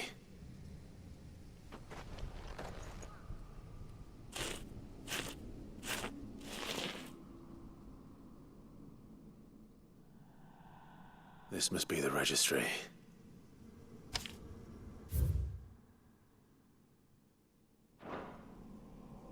So many names. This place was a slaughterhouse. But where is the architect of all this misery?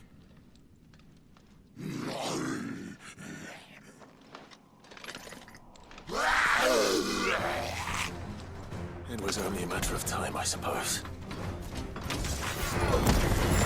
This place is cursed.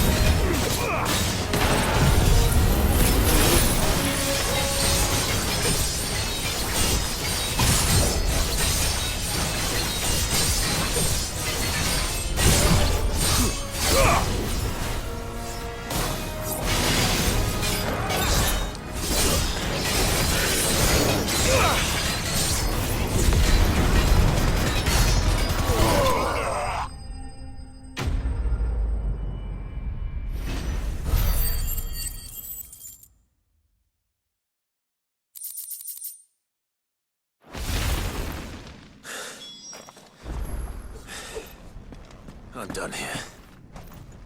Let's get the registry back to Herman.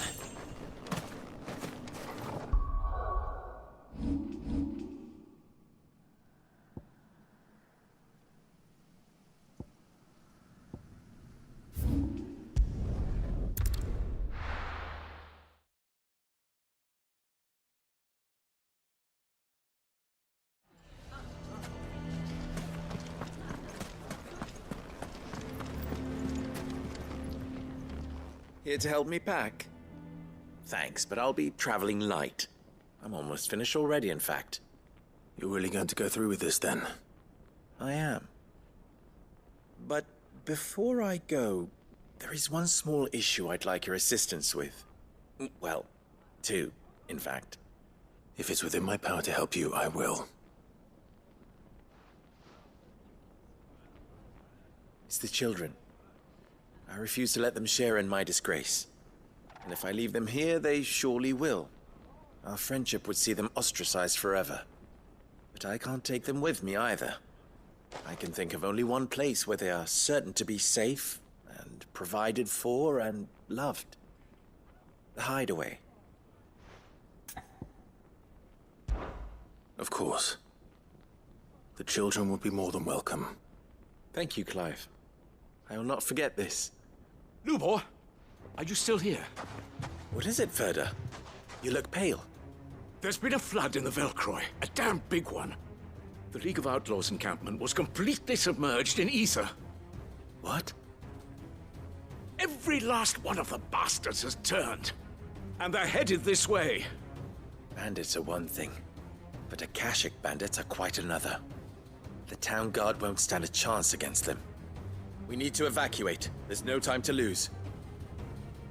Ferda, gather the men. The Akashic may strike at any moment. We must make ready to cover the townspeople's escape. Well, what are you waiting for? Yes, my lord. Clive, change of plan. The children stay with me for now. I need you to find Conrad and Natalie. Tell them to prepare for a full and immediate evacuation. Understood. I'll do what I can to convince everyone else. Wish me luck.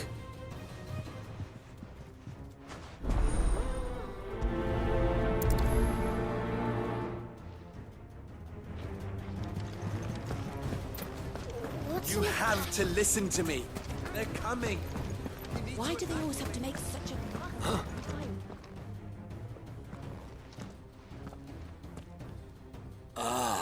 It's you. What do you want, Lord Underhill? To pass on an important message. There's been an ether flood out in the Velcroy. The camp where the so-called League of Outlaws were gathering has been swallowed. They're no longer just bandits. They're Akashic now, and they could be here at any moment. You need to begin preparing for a full-scale evacuation right away. Oh, do we? And who was it who gave you this disturbing news, might I ask? Lubor, perhaps? The man spreading the same poison out in the square as we speak. You may believe his lies, my lord, but we know better. But why would he lie about something like this? Some twisted attempt at revenge, perhaps. If he had not been unmasked, he may well have been elected our leader. A great honor for one of his kind. One he might well feel aggrieved at having been denied. Lord Underhill, forgive me, but it has become all too evident where your sympathies lie. Lubor cannot be trusted, and neither, therefore, can you. You may not trust me, but for the sake of your people, ask yourselves if there is any chance that this is true. There isn't. You can be certain of that. Now be off with you. You're making a mistake. It's no use. Words will not move them. Then we must find another way to ensure Dalamil's survival. You're right. Let's speak to Lord Ferda. I think we'd better shut up. What's Lubor raving about now?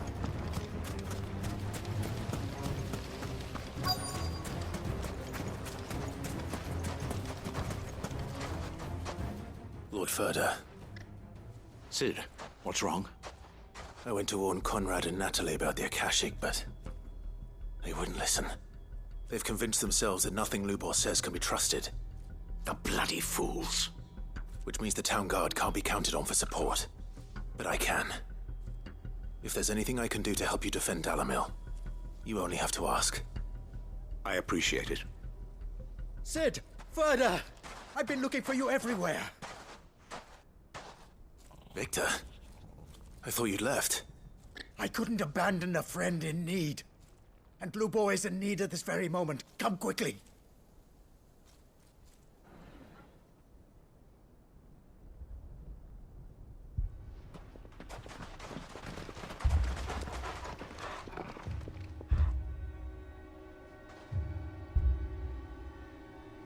You have to believe me! The Akashic are coming! They don't eat, they don't sleep, they don't tire, and they don't care who they kill. They're unlike anything that's come before. There won't be no parley, no mercy granted! We may have saved the town once, but this is different. I do not ask that you forgive me, but please believe me. If you do not run, you will die. You will all fucking die!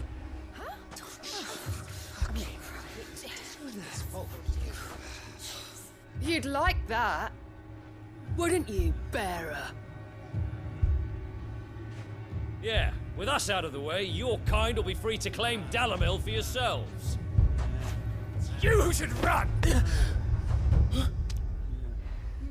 Run, bearer!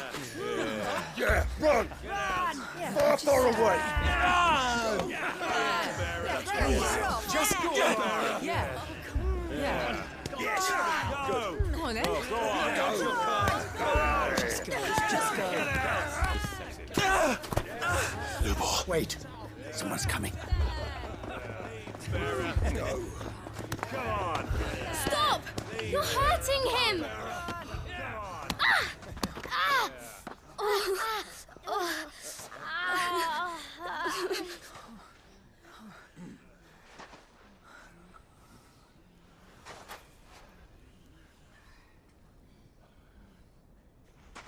What did Lubor ever do to you? He solves all your stupid problems, and he keeps all of you safe. You know there's nothing he wouldn't do for this town. Who was it who made that cleaver you use every day, Conrad? And what about your counting table, Natalie? Who fixed that? Whose men make sure the streets are clean so all your boots don't get dirty? Who spends all day, every day making sure things run smoothly round here? And none of you ever say thank you, ever. But did Lubor ever complain? Well, does he ever stop smiling? He keeps this whole place going. And you act like it doesn't even exist!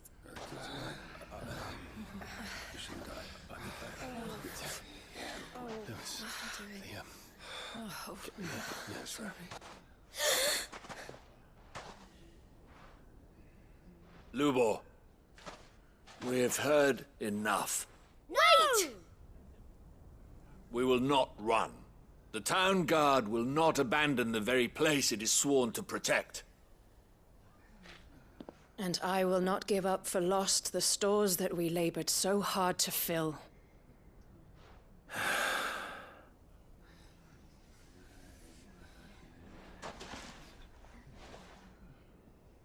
So tell us, how do you propose we deal with these Akashic of yours?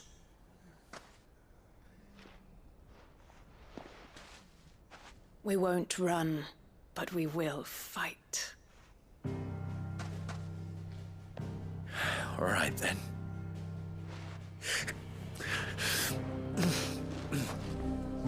Fine.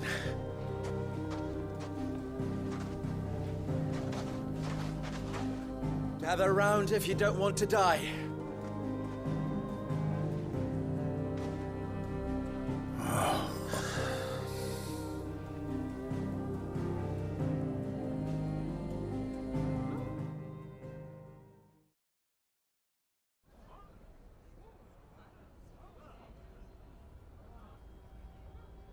Allow me to explain the situation. The ether flood occurred near the village of Cheratina, deep in the Velcroy. The place had been abandoned for years, until the League of Outlaws decided to make it their base of operations. Now they're all turned, and if the scouts' reports are correct, heading in this direction. They are mindless monsters, driven only by hate and rage. And they are utterly unpredictable. With the bandits, we at least knew how and where they were likely to attack. When these creatures come, Dalamil will have the bitterest fight it has ever faced on its hands. The town guard will muster at the north gate. The rest of us will take the south. Both forces will provide men to serve as scouts and messengers, ready to spread word of the size and nature of the Akashic force as soon as it is spotted. And as soon as it has been, we will converge on its position and see that it is driven back from Dalamil at all costs. Conrad, can I count on the support of the town guard? Always. I leave the selection and coordination of the messengers in your hands, Victor. And the command of our men in yours, Ferda. If you would both be so kind. Consider it done. As you wish. Natalie, I would ask that you and your people have the townsfolk barricade themselves inside the bathhouse. And tell the merchant not to waste time securing anything beside the essentials. Preserving life is our one and only concern. As long as we survive, it doesn't matter what trinkets we might lose. Our riches can be regained. And if anyone doubts that, let it be known that the Briar's Kiss stands ready to cover any losses. Very well. I shall tell them. Where do I fit into this plan? Where else but the most perilous place of all? I would like you to travel to the home of our erstwhile League of Outlaws, Cheratina itself. The main host is most likely still there, and Dalamil will not be safe until it is eradicated, root and branch. A little gardening. How pleasant. I doubt it. I have a feeling these weeds will be particularly stubborn. Luckily, so am I. So you are. All right then, we all know what we have to do. Now it's simply a matter of doing it. For Dalamil.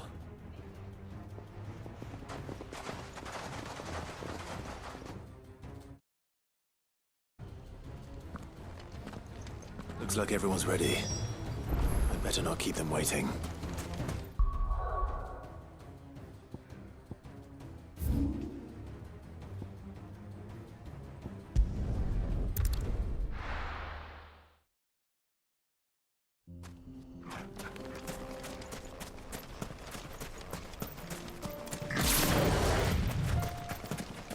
There it is. The flood. But what's waiting for us inside?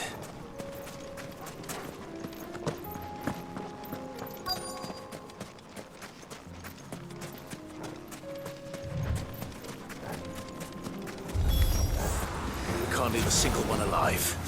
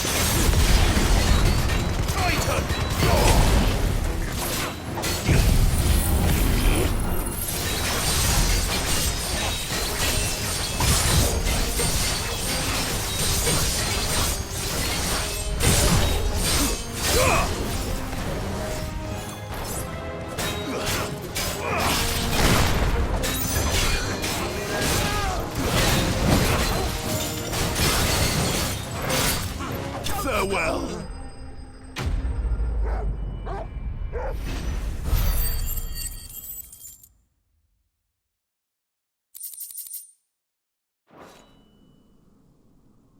The League is disbanded. I should get back to Dalamil and see how the others fared.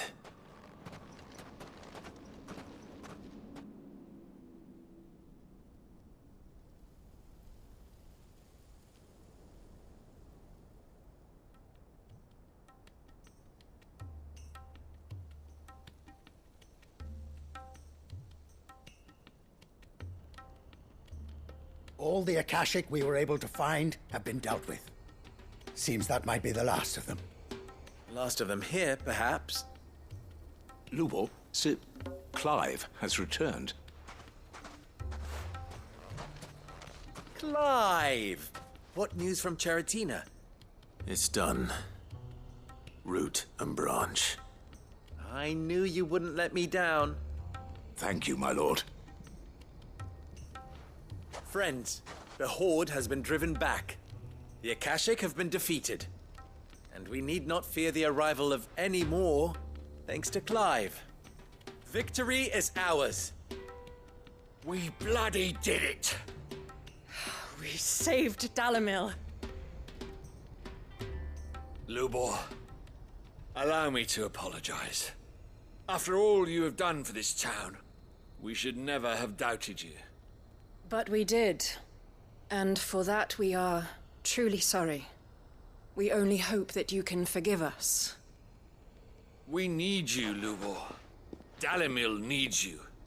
So, if you would still like to be considered for the position of mayor, you have our backing. You do remember that I'm a bearer, don't you? We do. But that is not a stain on your character. It is a stain on ours. We thought only of what we perceived bearers to be, not what you truly are. The man who saved Dalimil twice over. I see. But I will only accept your proposal on 2 conditions. Name them. Firstly,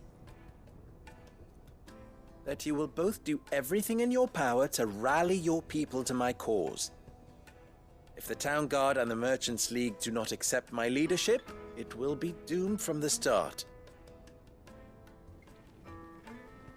Unity is the key to defending Dalimil, and I do not doubt that we shall need to call on our combined strength again. When that time comes, I will expect us all to pull together, just as we did today. Of course. You have our word. And secondly, you will accept that if I am to lead you, the mistreatment of bearers must end here in Dalimil. Any bearer within our walls shall be afforded the same rights as any other citizen. They will not be judged by what they are, but who they are. As we failed to do, and came so close to losing everything. We agree to your conditions. And we have only one in return. That you continue to work for the good of Dalimil, as you always have. Condition accepted. Well then, it seems my mayorship is all but confirmed. Do I get some sort of special hat?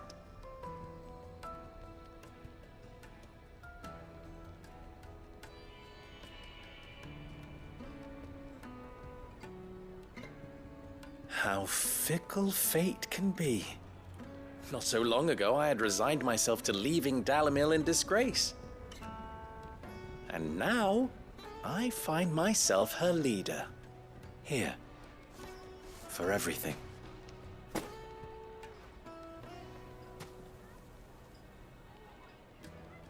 Lubor, about the children. Fear not, you are of course relieved of your responsibility. I would sooner face another horde of Akashic than see them brought up as outlaws. I'll make sure they're safe here. I don't doubt that you will. And not just the children, but everyone in Dalimil. I'll do my best. Can't have all your hard work going to waste.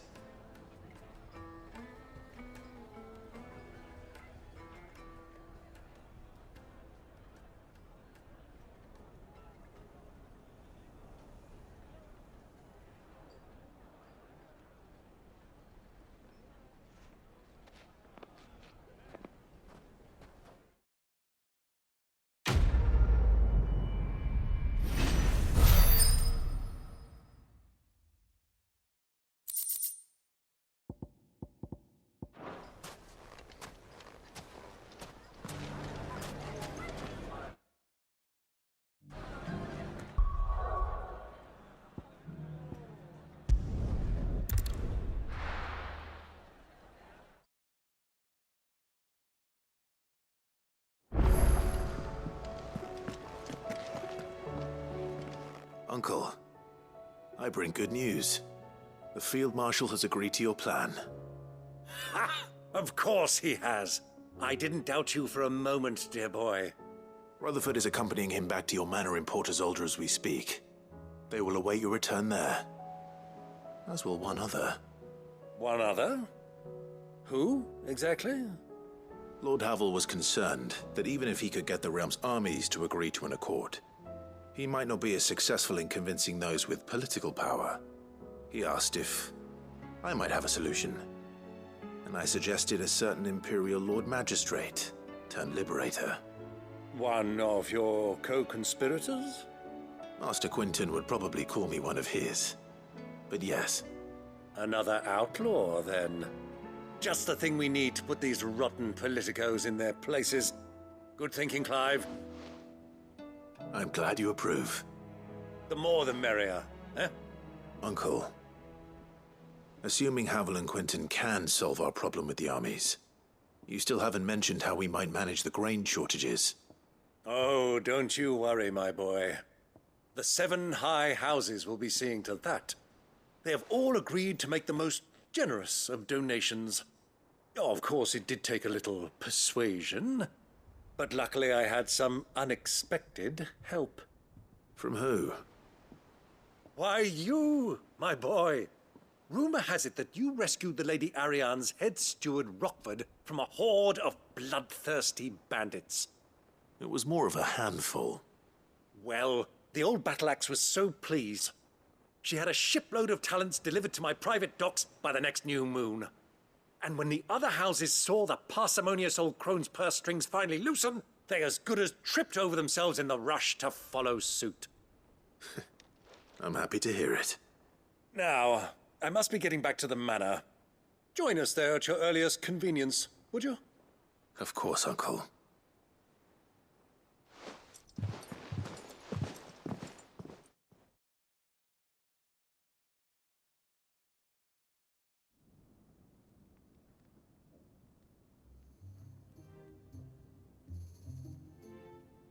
And how, pray tell, will we get that grain to the capital if the roads are still overrun with Akashic? You'll find another bloody road. I only have so many men, and I'm not about to send them headlong into an ether flood. That is, unless you'd have them turn as well. Well, I'd certainly eat less. Says the man with a belly bigger than a band of curls. My soldiers actually need their rations. Without any food to keep them going, they'll be dead even before you've sent them on your fool's errand. If I may, gentlemen, perhaps I might suggest an alternative approach. Though supply routes are indeed disrupted, there is no shortage of ships. Indeed, they bob away in every bay from here to Randalar, awaiting a safe haven. Allow them to make port and fill their bellies full of grain. And once those who crowd the cities are fed, ferry the displaced back to the countryside to work the fallow fields. But I'm sure that you wish to continue your discussion. Forgive the interruption. 2 such firm friends as yourselves need no help from the likes of me. Rutherford spoke fondly of the great bond between you. Us? Friends? I can't stand the man! Clive, I'm beginning to question the quality of the company you keep. And what kind of company were you expecting him to keep? The man's a criminal! Criminal? How dare you? You are not fit to breathe the same air as this fine, upstanding young gentleman. Upstanding? He calls himself Sid the Bloody Outlaw!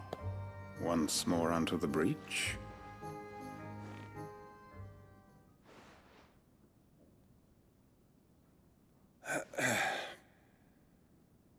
Shall we begin again?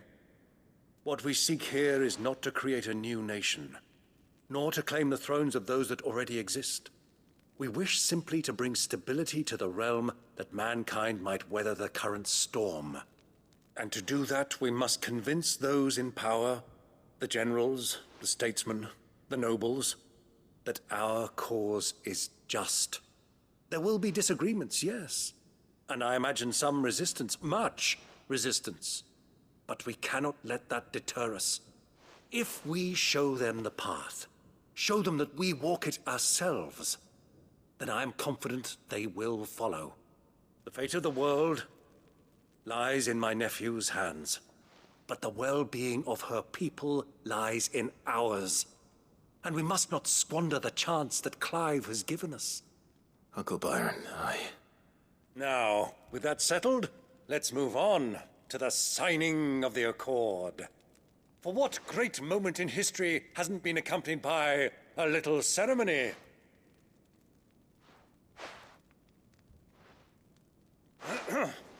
Citizens of Valisthea, I present to you the Triunity.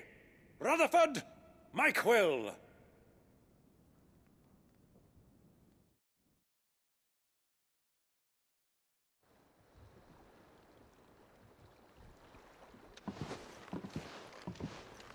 Well, my boy, the stage is set.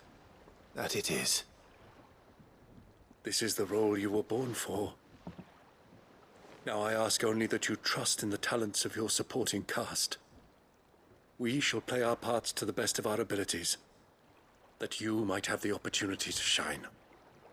The realm needs its Sir Crandall.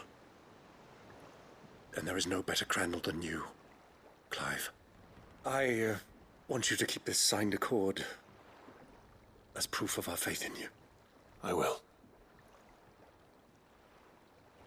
Thank you, Uncle.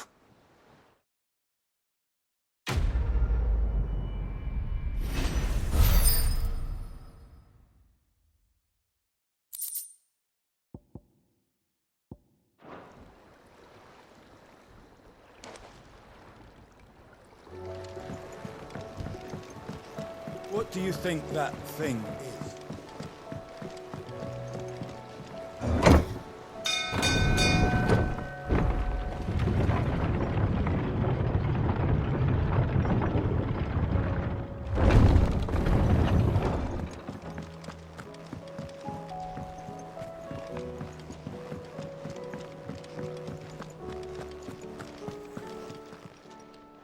Aye, it's a dangerous world out there.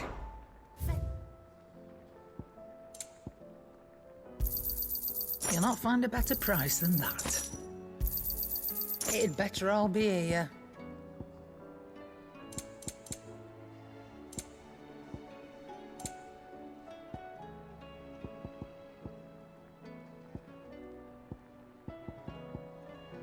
Finished, are you?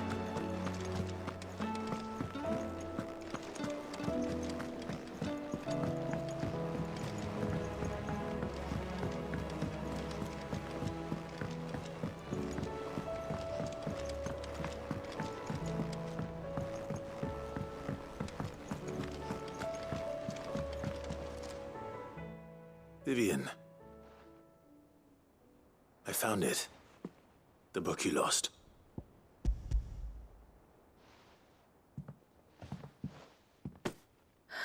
You found it. Thank you, Clive. Even though I asked this of you, I was not entirely sure it would be possible. I feared the executors had seized every copy. I met with one of these executors, and I convinced him to let me keep it. He told me something. That the truth is just a matter of collective belief. And that if enough people believe a lie, that lie becomes the truth. It does. But it also means that the truth is not immutable. That it can be changed. Provided that those who wish to change it can convince enough people that their perspective is the correct one. As the sad history of the bearers proves. You said that the book inspired you to become a scholar. It did. Or its author, rather. She was a heretic, you see. A firebrand and a dissenter. A gallows stood ready for her in every corner of the realm. And by shunning society, or perhaps being shunned by it, she stumbled upon a truth so potent that an entire realm trembled at the prospect of its utterance. I, too, have always felt somehow set apart from the world of men. A stranger to my own species. She taught me that my solitude was not a curse, but a gift. And that, though my journey to the truth might be a lonely one, what I found at my destination would be more than worth the cost. Do you still feel that way? That you're not one of us? Honestly, I'm not entirely sure anymore. Since coming to the hideaway, I find my thinking somewhat clouded.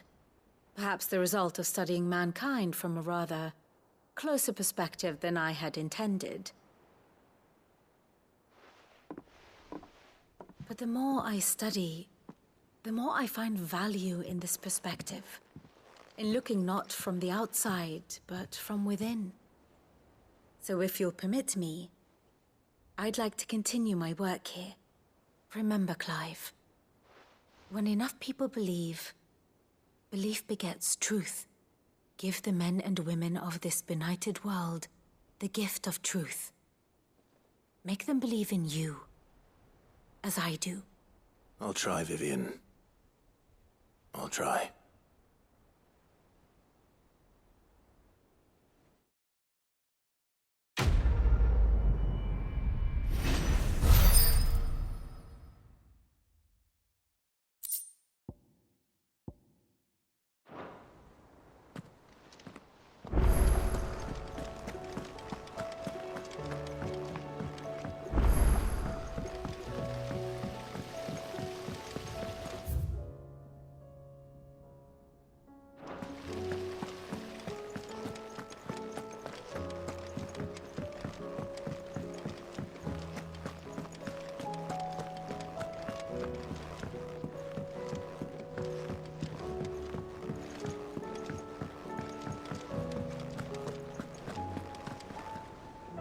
I hear that you traveled to Ash, Cid. Did you by any chance recover the names of my fallen friends? I did. Yes.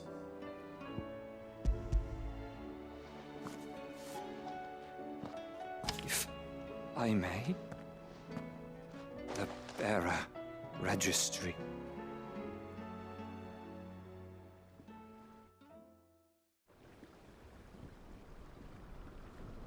The director was a brutal man. He got no worse than he deserved. The registry was all I found beneath the tree. There was no sign of a body. Or any record of what happened to the children after the orphanage closed. I pray that at least some of them survived. All their names are here. The ones we lost. My friends. My light in those dark times. I can still remember their faces, like it was yesterday. Children who were taken from their bunks in the morning, never to return. No explanation ever offered. They'd be happy to know that you survived, Herman. But why did I make it out alive, when so many others died in that awful place? It's not your fault. And blaming yourself won't bring them back. Honor their memory. See that their names live on. That way, at least. They're never truly gone. Thank you, Cid. I'm going to write a book. An account of the horrors of Badbach, and the spirit of those its custodians sought to crush. All of Valisthea will know of our suffering. And in the name of those I lost, I will not let it happen again. Neither will I. These records would have been buried for all eternity, were it not for you. Thank you.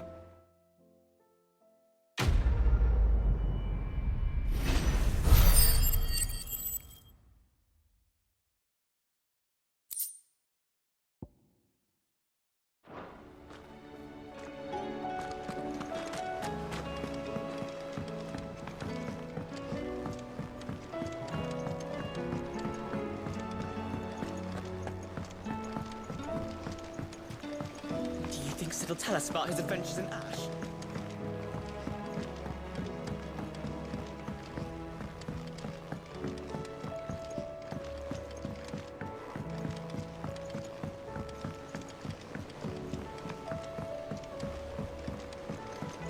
Say what you will, Lady Karen has seen our ship.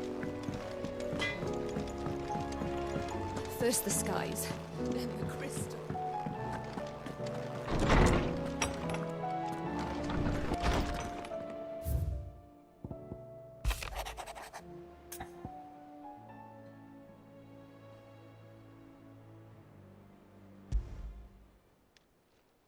It's usually me making demands of Hippocrates.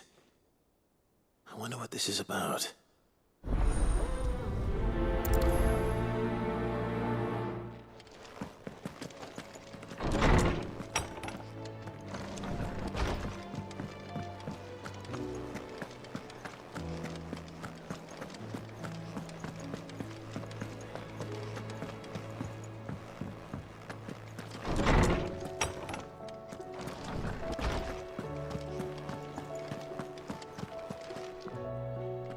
Lawsman Harpocrates, I received your note. Ah, yes. I expect you're wondering what this is all about. You spoke of making amends with Dion, but I can't imagine what for. Then I should begin by telling you that I was once his tutor.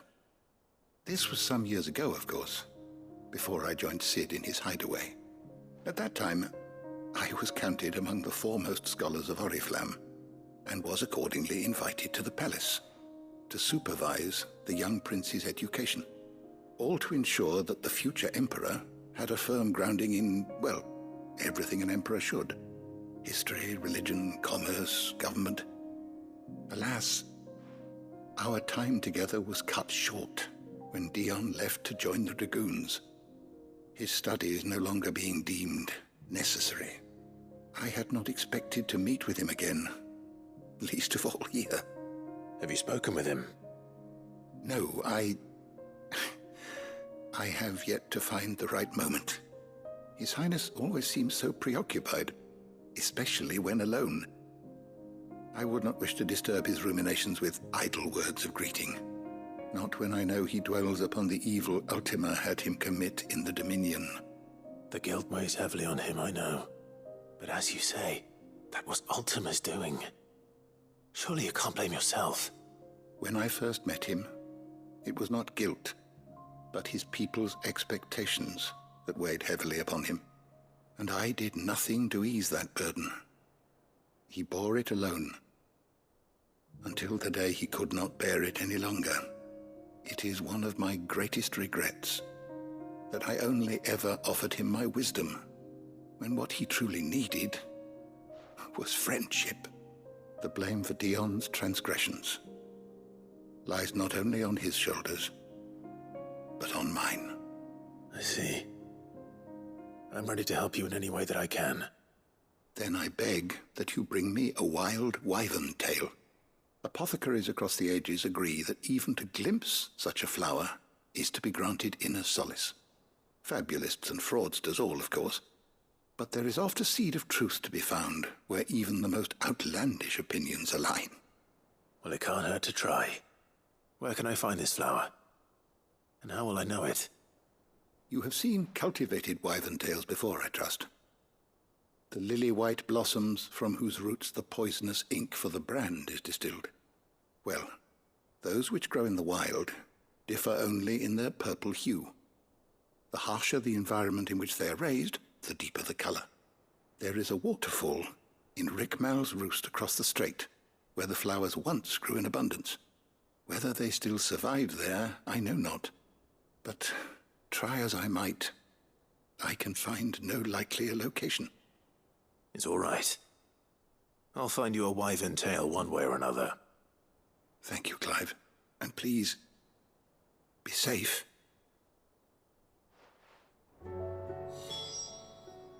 Knowledge hoarded is knowledge lost. I have a few new notes that might interest you.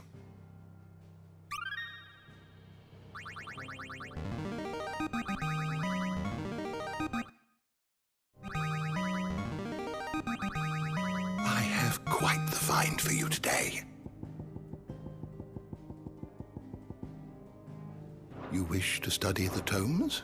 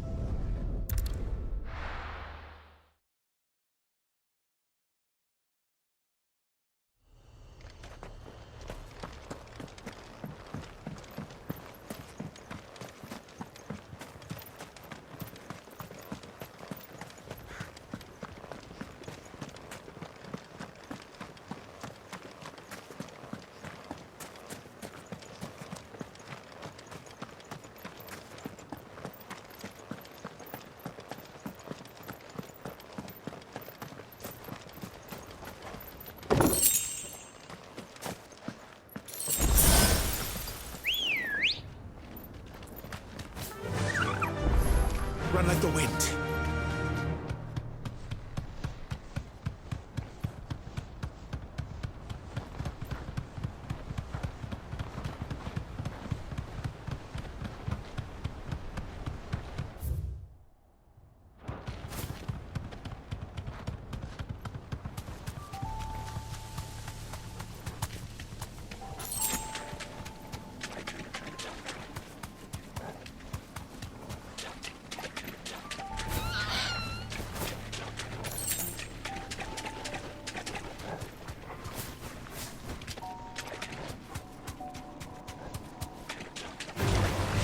Won't be easy.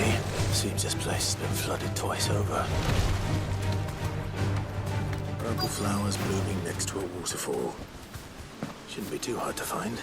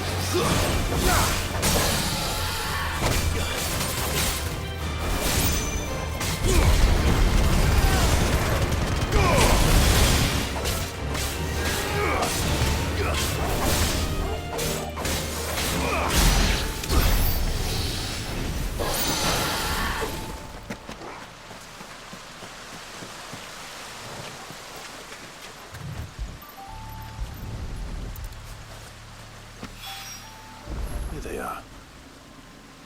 Might as well pick enough for a...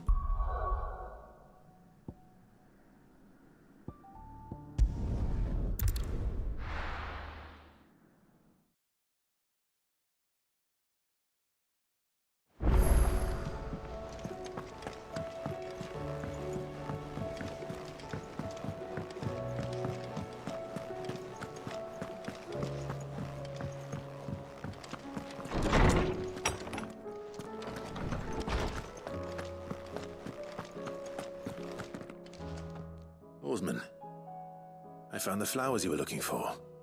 You did? I think I did.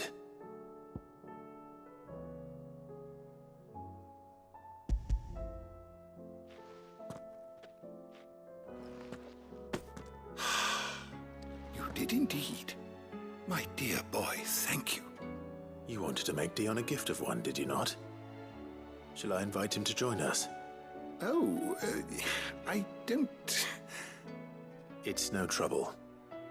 I'll go and fetch him.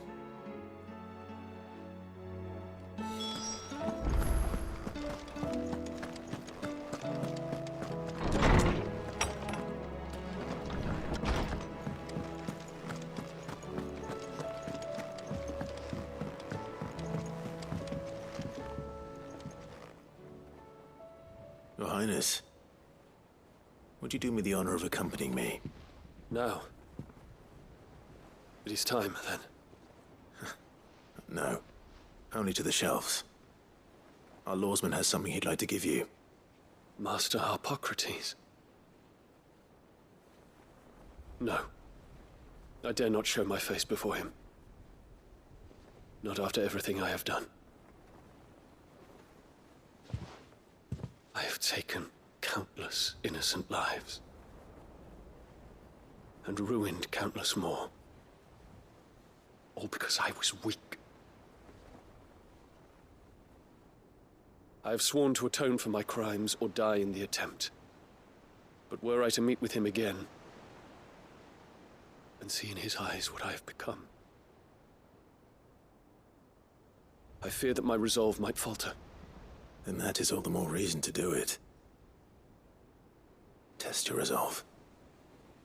Prove to yourself, and to him, how strong it truly is.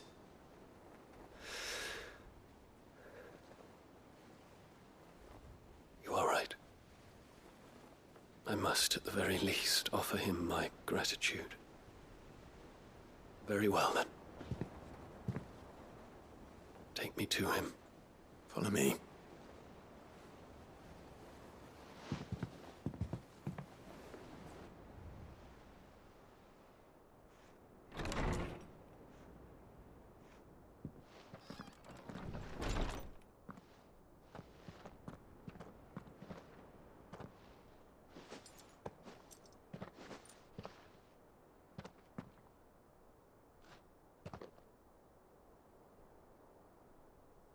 Even now, I hesitate to approach him. What must he think of me? You'd be surprised.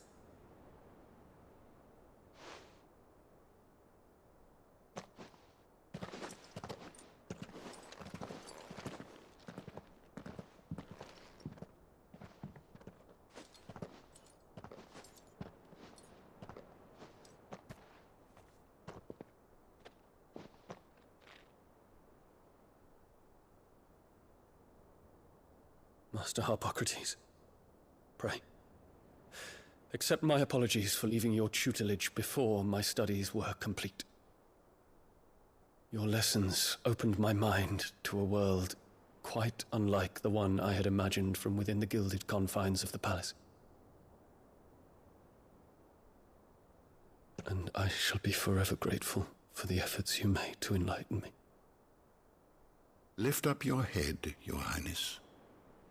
The deeds of youth require no apology. That you took the time to visit me says much about the man you have become. Now, there is something I would like to show you.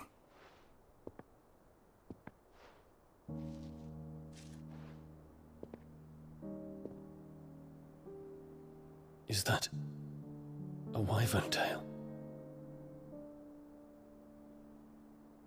The color is unfamiliar to me. Because it is unique to those found in the wild. Something in the harsh environments in which they grow lends them this striking hue.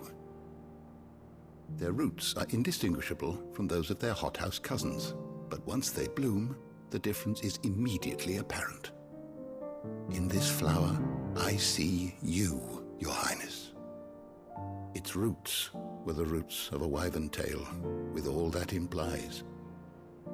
But they do not define it, just as yours do not define you. I want you to have it, that it might remind you of this truth.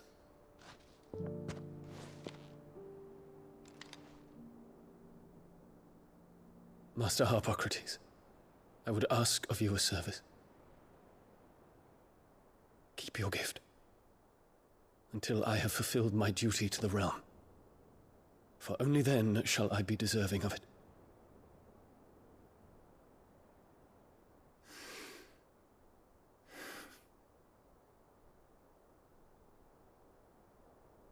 As you wish, Your Highness. I shall await your return.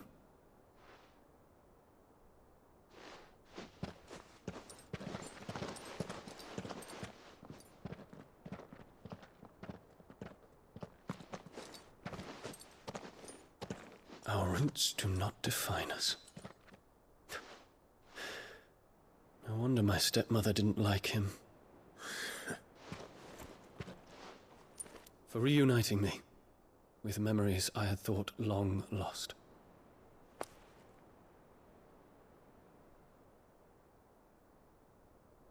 I shall not forget this.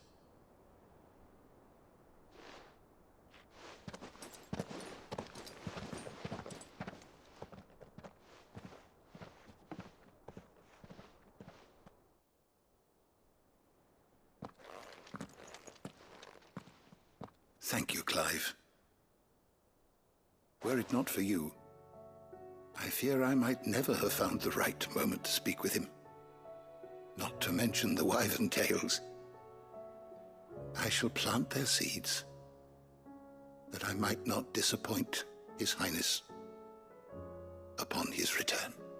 I hope the soil in the hideaway is to their liking. Why, these flowers bloomed in the bleak, black wastes of Waloed. I'm sure Nigel's yard will suit them to a T.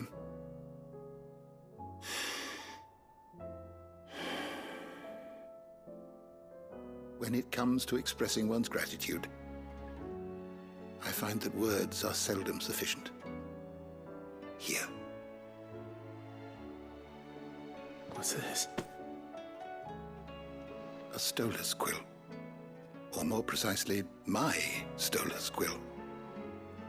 'Tis said that an owl's feathers are steeped in the wishes it hears over its long lifetime. All those words just waiting to pour out onto the page. So consider this my wish for you. That one day you may put down your sword and pick up that pen. Well, when that day comes, I'll certainly have a lot to write about. Thank you, Harpocrates. It shall have pride of place in my chamber.